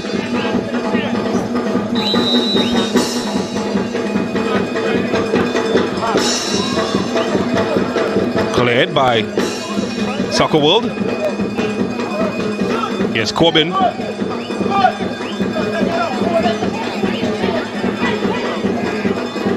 That's good. Guerra. Corbin! Oh. I think that's a trademark of Kadeem Corbin. Boy, I tell you what. He's on a yellow card, Caleb That's Sturge. what I'm thinking. He's not afraid though. I think it's a trademark of Kadeem Corbin though, how quickly he can swivel and get into shooting positions. They've got to be careful.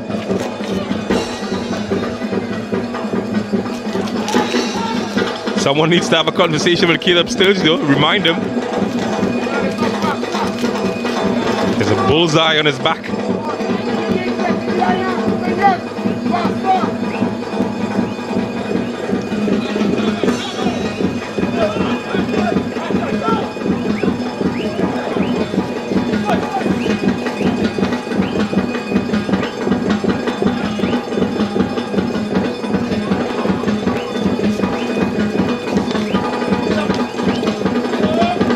That's well cut out.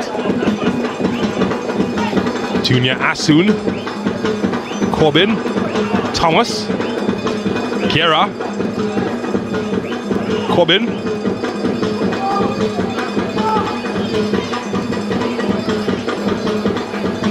oh, that one, he's got speed and he's got skill as well, and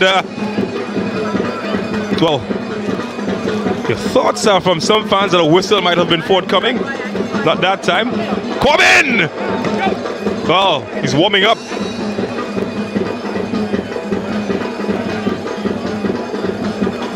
Many eyebrows were raised, but he wasn't called up to the Trinidad and Tobago senior team. In a department that we seem to have a shortage. The attacking side. Never thought I would see the day that I would say that, James, I must admit. Trinidad and Tobago have a shortage of strikers. During your time, oh, an abundance. Jason Scotland, in fact, top scored in the English Championship division. Couldn't find a way in the squad. That's true. Cornell Glen, Dwight York, Stern John. Wow, you get the picture. Kenwin Jones. Kenwin Jones.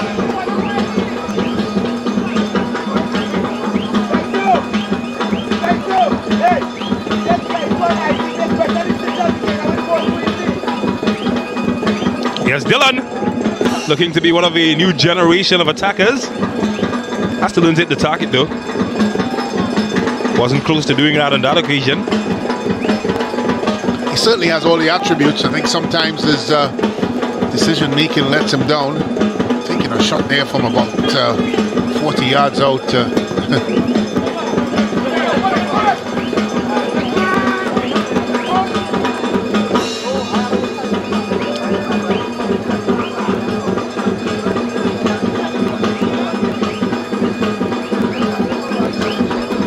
Just looking at the build-up phase here for Central Soccer Bowl, and they still have 3 green shirts behind the ball, despite, of course, being 1 goal down, and despite the fact that they are in an attacking phase. They need to put and throw some more numbers forward, get them high up the park, get them wider of the park, and try to stretch and find gaps in between this Rangers team. It doesn't make sense having 3 and 4 green shirts behind the football when you really need them ahead of it. Do you think the reputation of Terminix Rangers might have caused some doubt? Yeah, I believe so. I do agree that most teams in this competition are very aware of the speed of the transition for Rangers. Easily the best in the country. They do turn defense to offense quite quickly. And they got a lot of players move from 0 to 60 extremely quickly. Well, here's an example. Oh, Thomas. Oh, that's a good area! And just cut out. Couldn't find Junior Asun. Wow, doesn't look very quick, is he? Emmanuel Thomas, a man at the background. But turned his man well. Would have been licking his lips though, Junior Asun.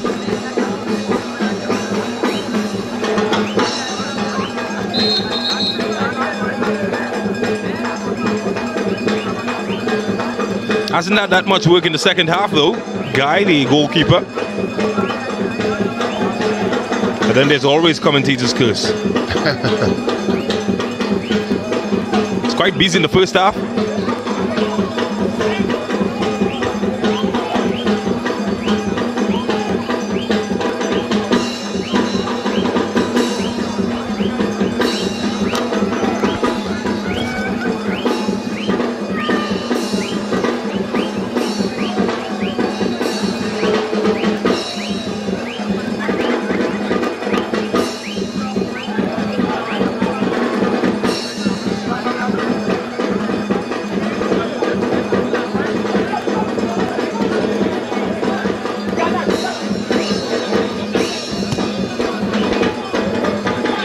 Can they find a way through? Well, John, maybe he has. Maybe Wiley. Forced wide. And despite, of course, the attack didn't come to anything, it's the first time they've actually played someone in that pocket that he can turn and, of course, run at the Rangers' backline. And that's what they need to do. They need to be brave and play in the pockets. That's the only way you're going to break this very well-organized Rangers middle and rear guard.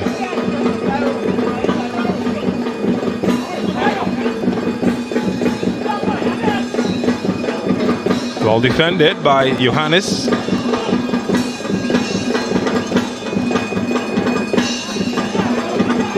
Should be Scintilla's ball.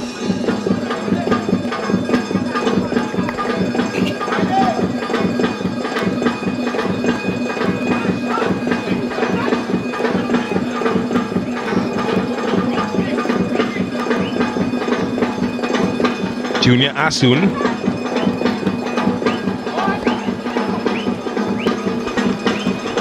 Kadeem Corbin. Well, that's what he does.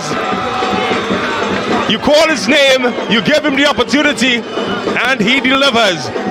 Kadeem Corbin getting goal number 8 of the tournament, and more importantly, the insurance that Terminix, the Hawkins or Rangers were looking for.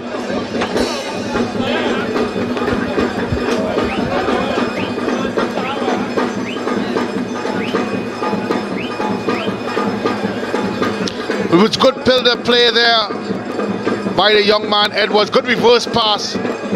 And Corbin very rarely misses these sorts of opportunities. Good run, a good move, good play, and a good goal.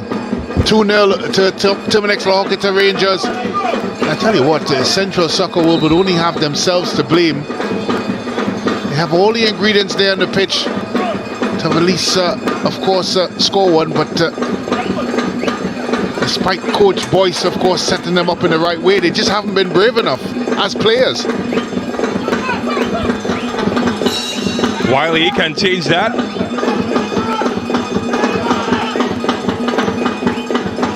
Asun helps out in the defending, but he gives away a throw. I tell you what, Brent, I'm going to put my head on the block and say Kadeem Corbin is easily a most natural finisher locally.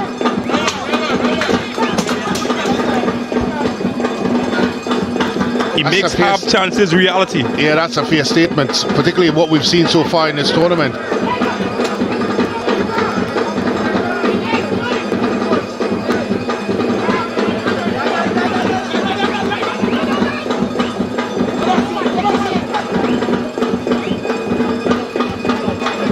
And you're right, he puts himself into positions that most strikers don't want to go into. And he makes those runs that most strikers don't want to make. And he's always thinking of where can he place himself to put the ball into the back of the net. And that's what you want from a striker, really. It's nice with all the flair and dribbling skills and ability, but at the end of the day, your bread and butter as a striker is to put the ball into the back of the net. And look at that young man for a bit of skill. Talk about Edwards. He goes down again. It's like the third time he's been taken down in that area. Not sure what you call that move. I'd like to see it again, but he's certainly turning on the party tricks. Well, that's That's a bad misjudging from Johannes Richardson, and Dylan thought he might have been away, but got some rugby treatment.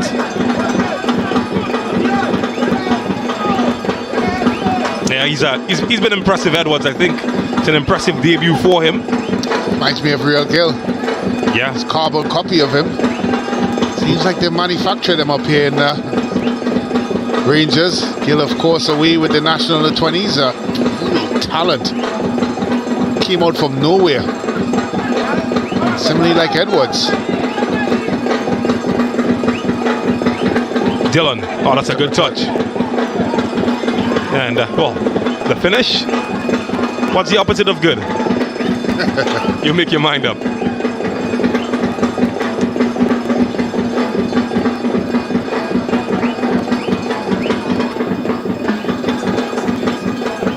Must be a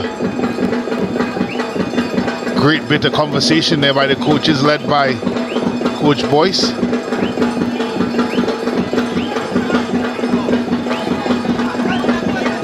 Oh, despite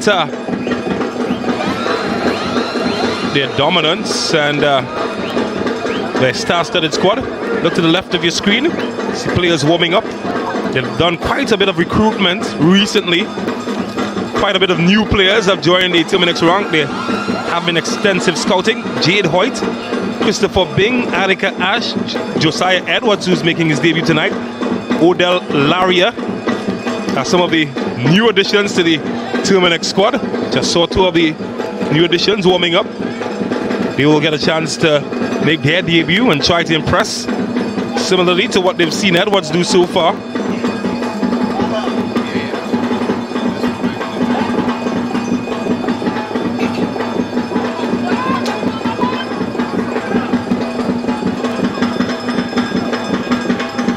So we are easily clear of the hour mark. In the 65th minute, Terminix Rangers fully in charge.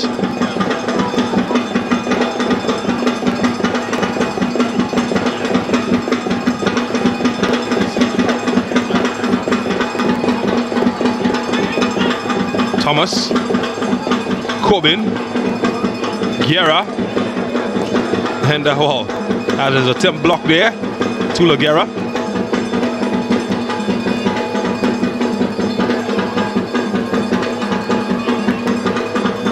Just feel that some steam have been knocked out of the Central Soccer World sails.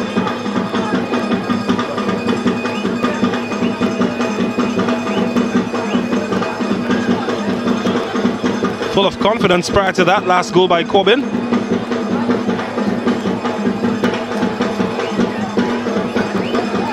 Well, how impressive has this man been? Emmanuel Thomas got his first start, second match last week, and wow, much talk has been about him. And he's easily the smallest man on the field as well. Jesus Perez has been pretty decent in the last two matches that he's started in. Former Caribbean Cup winner with Trinidad and Tobago under 20. And well, that was the leading goal scorer of the team at the time. Kadeem Corbin scoring his 8th goal of the tournament tonight. Puts him level in 3rd position with Brent Sam. Atula Guerra tonight has joined the top scorers. He's joined at the top of the scoring chart at the moment, tied with Jamil Boatswain. And the beauty about these Rangers players, and you're looking at these impressive numbers, is that these players have been heavily rotated. Yeah, and it's remarkable really, because normally, and of course you have to add in the fact that we would have had a 2-year hiatus from the sport, and still Rangers have shown tremendous fluidity, tremendous togetherness, and they've looked like a team that has been playing together for a very, very long time.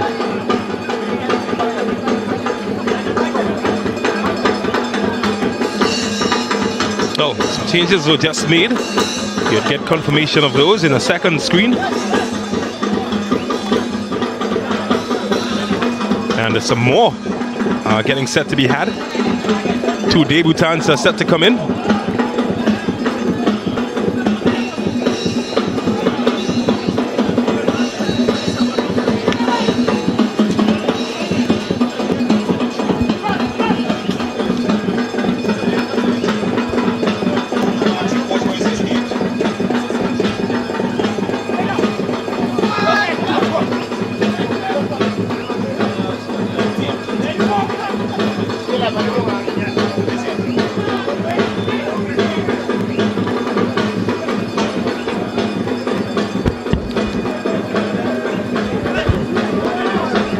In search of more goals here, Terminix Rangers. Yes, Guerra.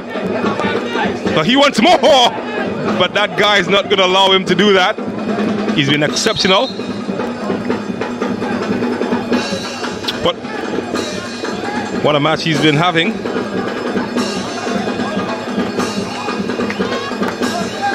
Arturo Guerra won sole position of that top scorer ranking.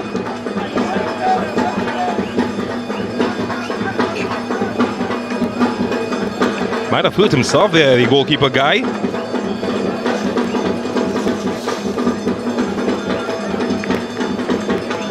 So it's the end of Arturo Guerra's evening, and the one man from one era will be replaced by another as a debutant, Odell Laria, 18 years old, making his debut tonight for Terminix Horquetta Rangers.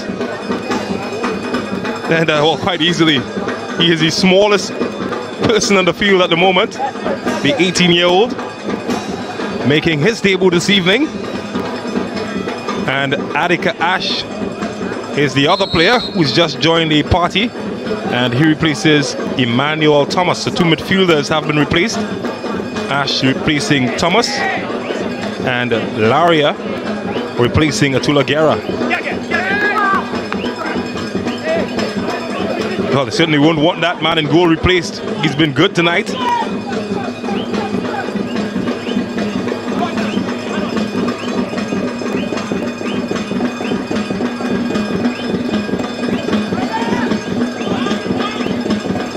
Well, they want something better in front of goal, Central Soccer World. And they really have disappointed in that department.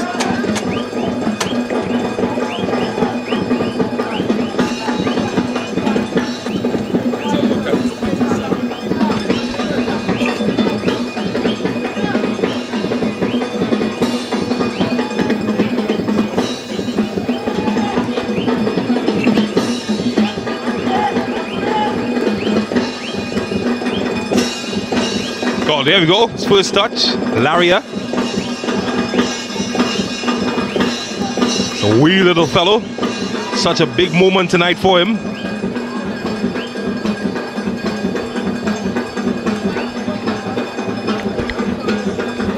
Oh, he's so tiny, isn't he? Looks like the number is bigger than him. It's great to see the young man though on the pitch at this level. He's playing with players who have the age of the number on his back. He's less than half of that number. It's always good to see youngsters being bloodied and given the opportunity. I'm sure he would have earned his chance through merit in the training.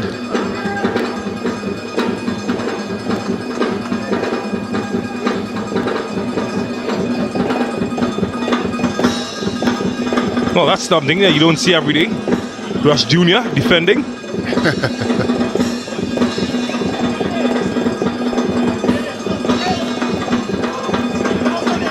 The only thing that makes you know that he's a defender, because that's what they say on the team sheet. Here we go.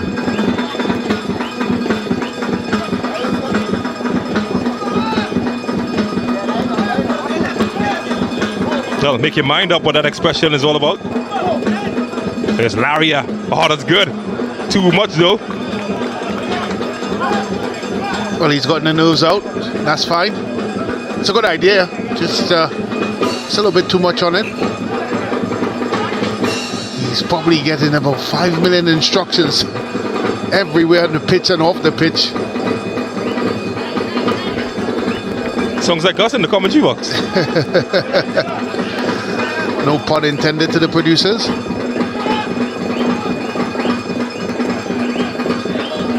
Well, here's the other substitute, Ash.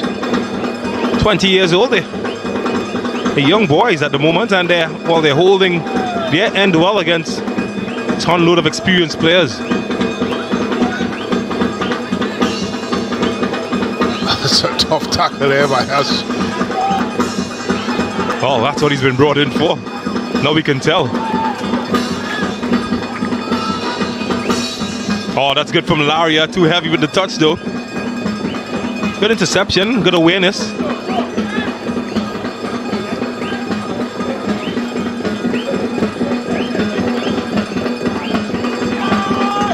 And again, a good interception from the 18-year-old as Kadeem Corbin charges forward. He wants options. And he's swung the fastest of them. Oh, look at him go. Oh, the new Garrett Bale, maybe. Oh, he needs to finish this one. Oh, goodness me. Oh, well, I tell you, I'm as excited as I've been as a schoolboy getting a chance to play at lunchtime. Look at this. Well, he gets himself in a sticky position, bustles his way through, and then starts to dazzle, and eventually wraps that left foot around it. It wasn't far away. A young man starting to play with a whole host of confidence, playing alongside a lot of other youngsters. It's a good sign for Rangers. Well, Laria could be one of the youngsters involved, or not this time.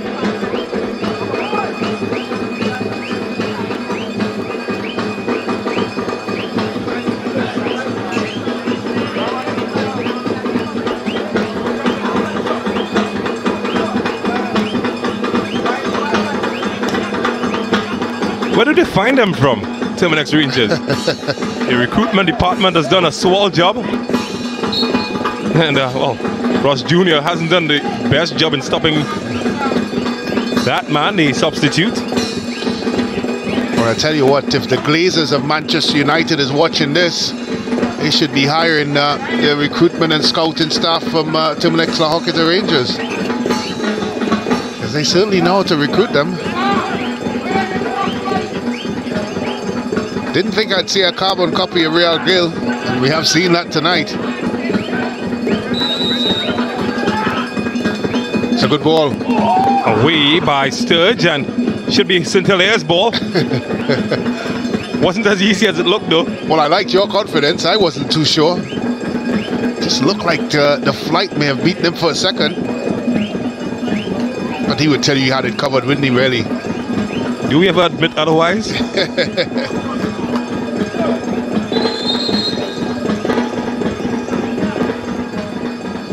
Yeah, he's done his work. He can rest now. At least while the ball is out. That's why he can take a rest.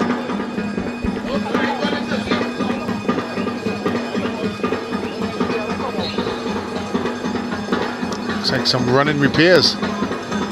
Yeah, the substitute. Well, might have some replacement parts on the bench. I don't know.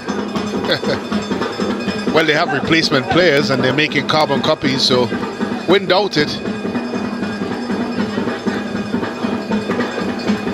Oh, there's another one. Sandwich between two defenders who've been rested tonight.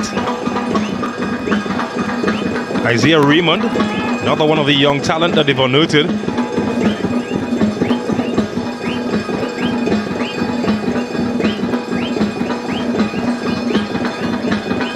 I think in terms of names, Isaiah and Garcia, most common names in this competition.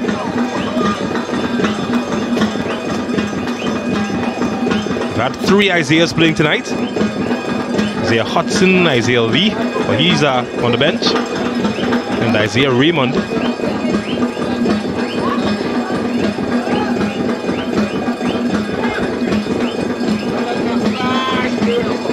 Dillon manhandled, and well, he's unhappy.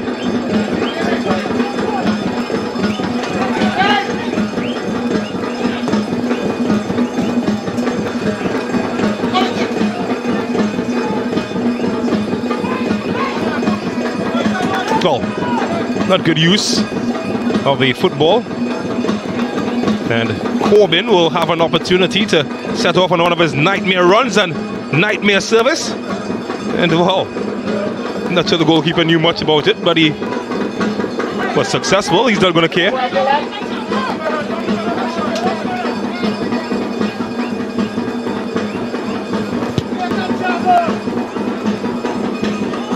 Here's Edwards. Sturge.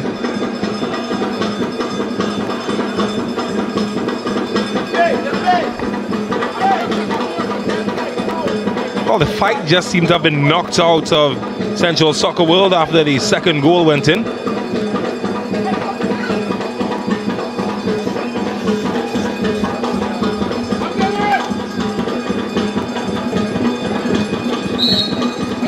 You'd have to say, James, that Rangers haven't been their normal great self tonight.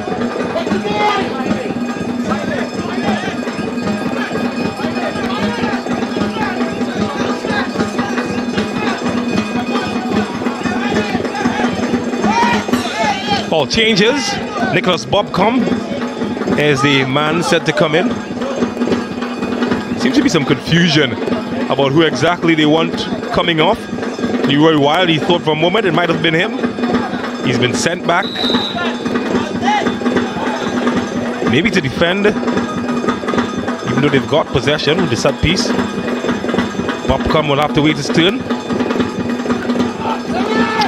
Well, I think they're signaling that one of the other players may be struggling with their injury. Well, from distance, it dazzled. And I might have gotten a touch as well from St. Hilaire. Kudos to him if he did. It's a corner.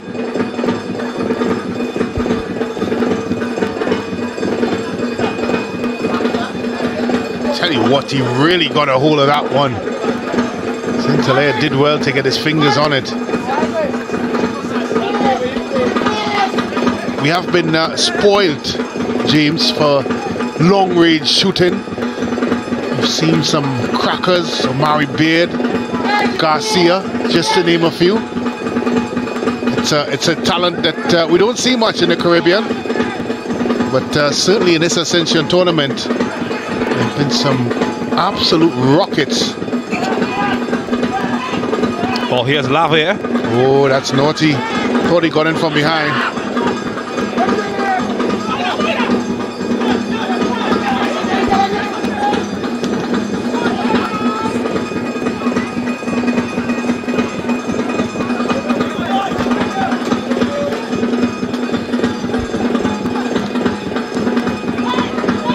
Well cut out. Perez sends it to Corbin.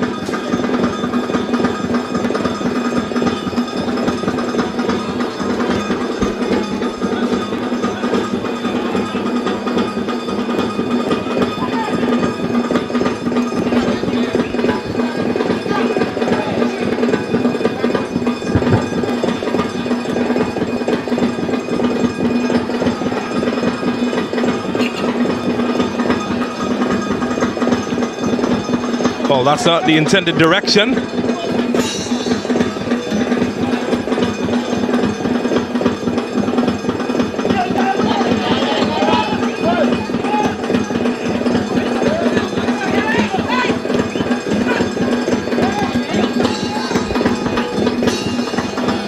Corbin and Mitchell doing his job and doing it well.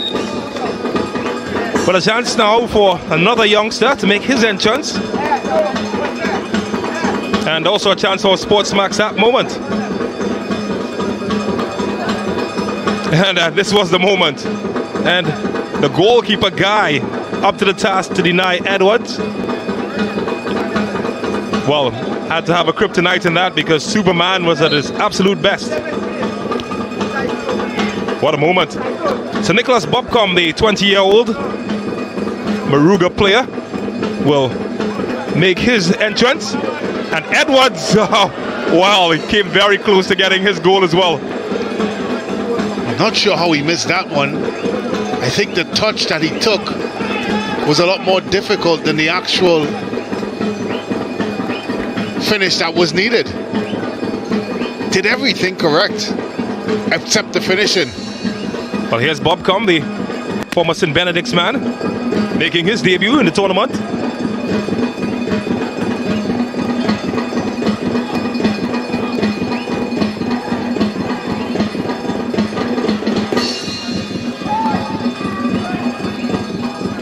Looking for Bob Combe.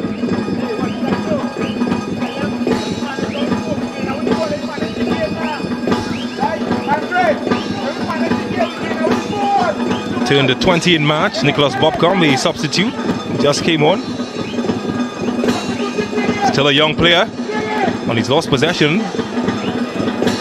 Challenge with Sturge.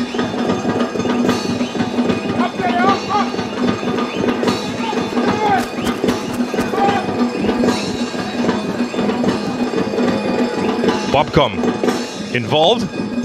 It's racing forward. Welcome to the big league, son.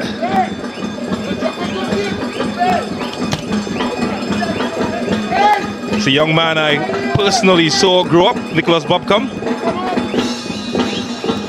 You'll have to learn really quickly what senior football is all about. He has a shiner to take back to Moruga with him on the shin. That's a sore one. It would be interesting if Central Soccer World is to score now.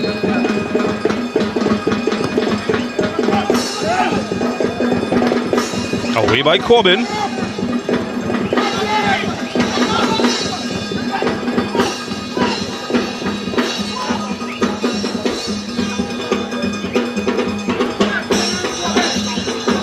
Well, it's getting to that time, Brent Sancho, where we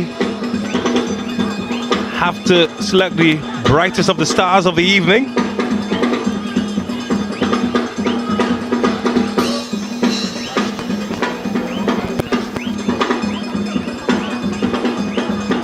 Central Soccer World would want to be in that conversation if they can find a goal. Here's one goal scorer, Corbin. He's in a run all by himself, Kadeem Corbin.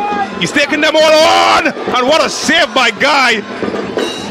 Had this game been level, certainly would have been my pick.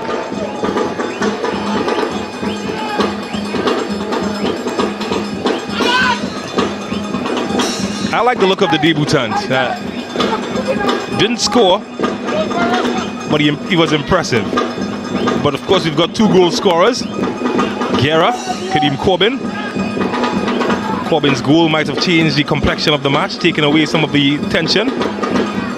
Guerra putting them ahead early. Goal and assist. Not to talk about Brent. I'm going to put that squarely in your laps.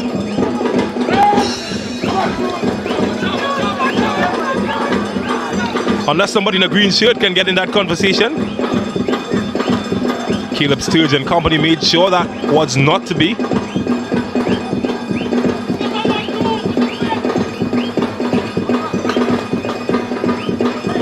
It was a professional performance by Rangers today. Not flashy or fancy. Just stuck in there and got the job done.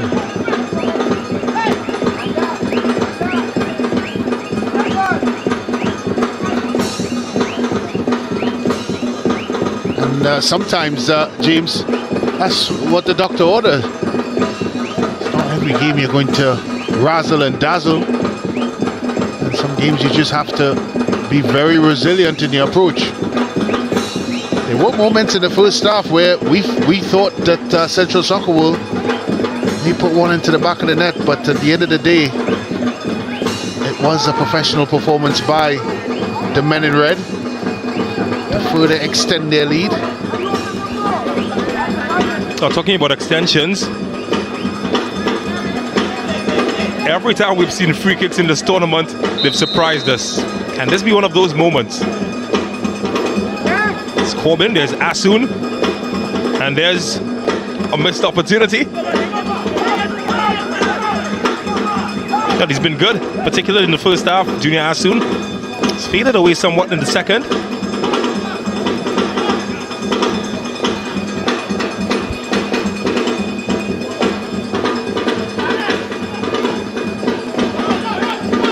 Well, here's Wiley to chase. And Perez to send it to the moon.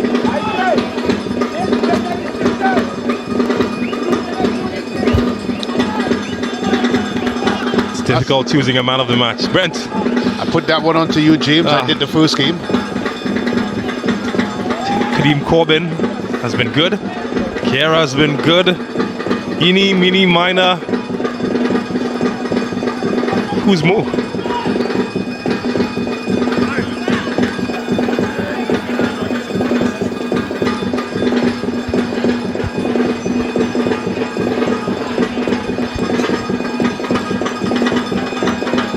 Could be Guerra. That's my final decision. Although the man who's chasing after this is one of my favorites.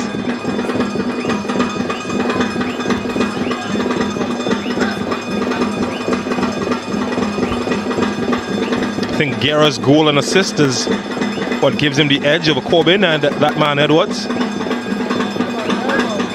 He broke the tension, kept Rangers in the game. Well, he grew in confidence in the second half. He was a virtual bystander for most of 15-20 minutes in the first half.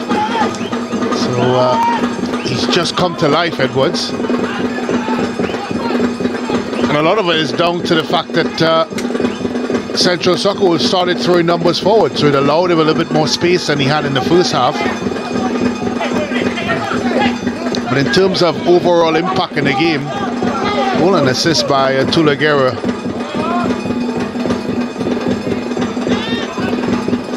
Is more than enough to suggest that he should be man of the match. Well, here's Bobcom, the substitute. Can he make an impact here? And, oh, good run. Nobody on the end of it to finish.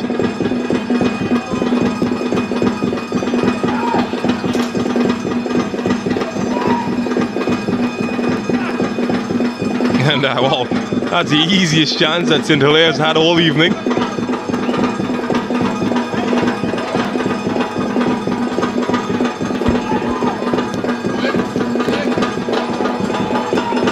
Got a touch from Corbin. Gets Edwards involved. Can't return the fever.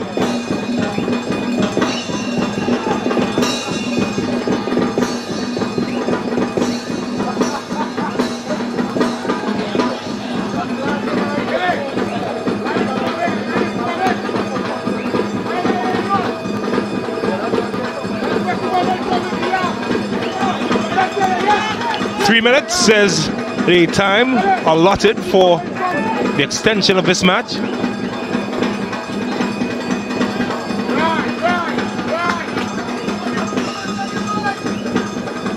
And you just sense that it's done and dusted in terms of competitive fixture. Terminix Rangers firmly in command, 2-0 advantage.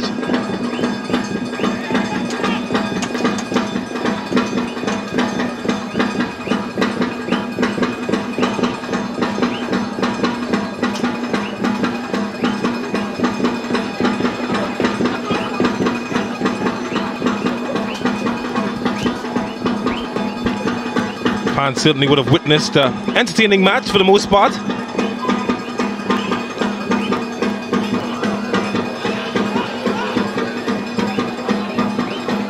Here's Bobcom. Well, he's certainly gotten lots of touches since coming on. He's looked quite comfortable as well. Well, not this time. Not the right choice.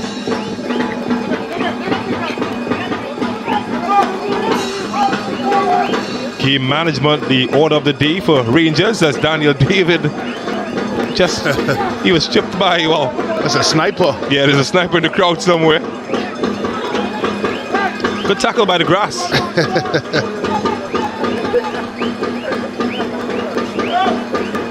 I'm sure he won't mind too much. He's done his job today, and his team, they've done their job.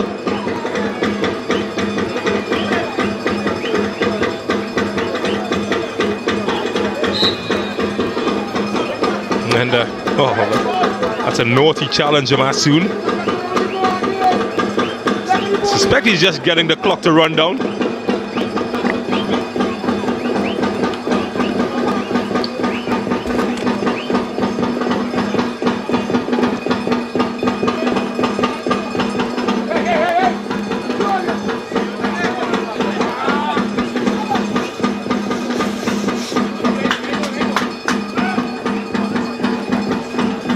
So this would be win number 8 for Terminix Rangers in the competition so far. If this result holds.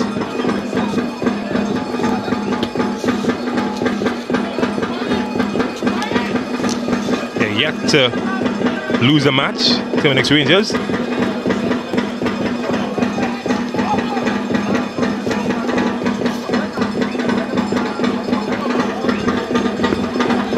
Well, just a correction to that, would be win number 10 for them. 12 rounds we've played so far.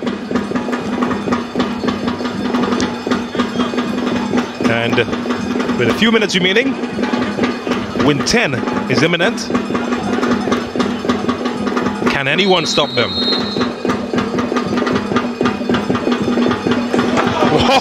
What? Well, so until I couldn't stop that from entering the net. And talk about consolation, talk about free kicks, we spoke about that earlier. And well, he wouldn't have much time to celebrate, but he certainly would have something to remember from this fixture, as the final whistle signals the end of the match, and the one that the team in green would have gone down fighting. Simon Joseph getting on the score sheet just before the close, but it's 2-1 in favor of Terminix La Horquetta Rangers. But it's a match that certainly dazzled down to the last second. Central Soccer World can keep their chins high as they celebrate. Well, in fact, they can walk off the field knowing that they give it their best. For Terminix La Horquetta Rangers, on the other hand, well, they've done their job. Able to blood 3 debutants in the match. But most importantly, they keep their unbeaten streak intact. 10 wins, 2 draws, as they now push up to 32 points in the competition.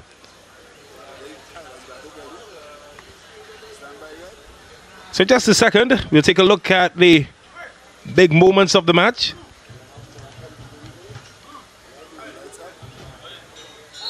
Tula Guerra looked in the mood early,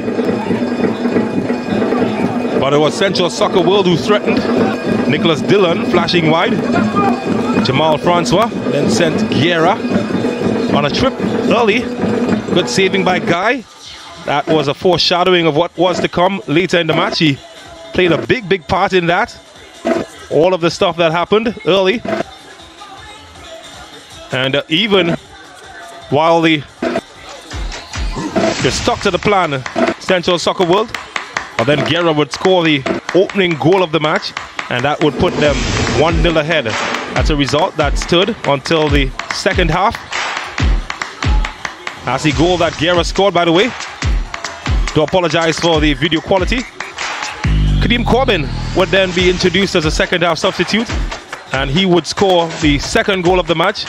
And in the 90th plus minutes, they did get a goal back, Central Soccer World, and they managed to put it back to 2-1, but that's all that it stayed. Let's take a look at what the statistics look like. Pretty even in the first half, but in the second half, Rangers pulled away 20 shots compared to the 15 by Central Soccer World.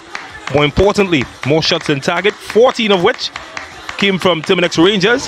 And I tell you, many saves from Guy on the other end. And let's look down at that save category. 12 saves by the goalkeeper for Central Soccer World. So that is how the numbers paint the picture of what happened in this match. And it's a match that Terminix La Horquetta Rangers would certainly celebrate as they take all 3 points in the fixture. Well, I know Brent Sancho is standing by, and he's got a very important person, and that person is our man of the match, Atula Guerra. Well, I'm now joined here by the man of the match, Atula Guerra. Of course, 1 goal and 1 assist, 2-1 victory. How important was that 3 points for Terminix La Horquetta Rangers tonight? Well, 3 massive points for us because, you know, the field was not the best, and the team come up with a fight. So basically tonight was a hard task, so, you know, we take the challenge up, and I individually was working hard to get my goals because there's a goal boots to snatch up for. So I just glad to, you know, get the 3 points and enjoy the game tonight. Well, talking about the golden boots up for take, of course your performances have been sterling over the past couple of weeks. Are you a man coming of age? Are you a man coming of form? Just glad to be back on the pitch, most important, and training hard every day is going to take care of the results, and the goals going to come. Basically, I work hard in training to keep scoring, so basically in games it become easy, and I'm just happy to get the 3 points tonight and get a goal. Well, Atula Guerra, congratulations. Of course, you are man of the match, and all the best for the rest of the season. Thank you very much, friend. Well, of course, that was the man of the match, Atula Guerra, a man that seems to be catching a fire of late with some sterling performances and some top-class goals. Of course, propelling his team, Terminix Horquetta Rangers, to another 3 points. I'm now joined here by Central Soccer World coach, Mr. Boyce. Of course, a disappointing result. Where did it go wrong for Central Soccer World? I think we didn't manage the game defensively. At times, we managed it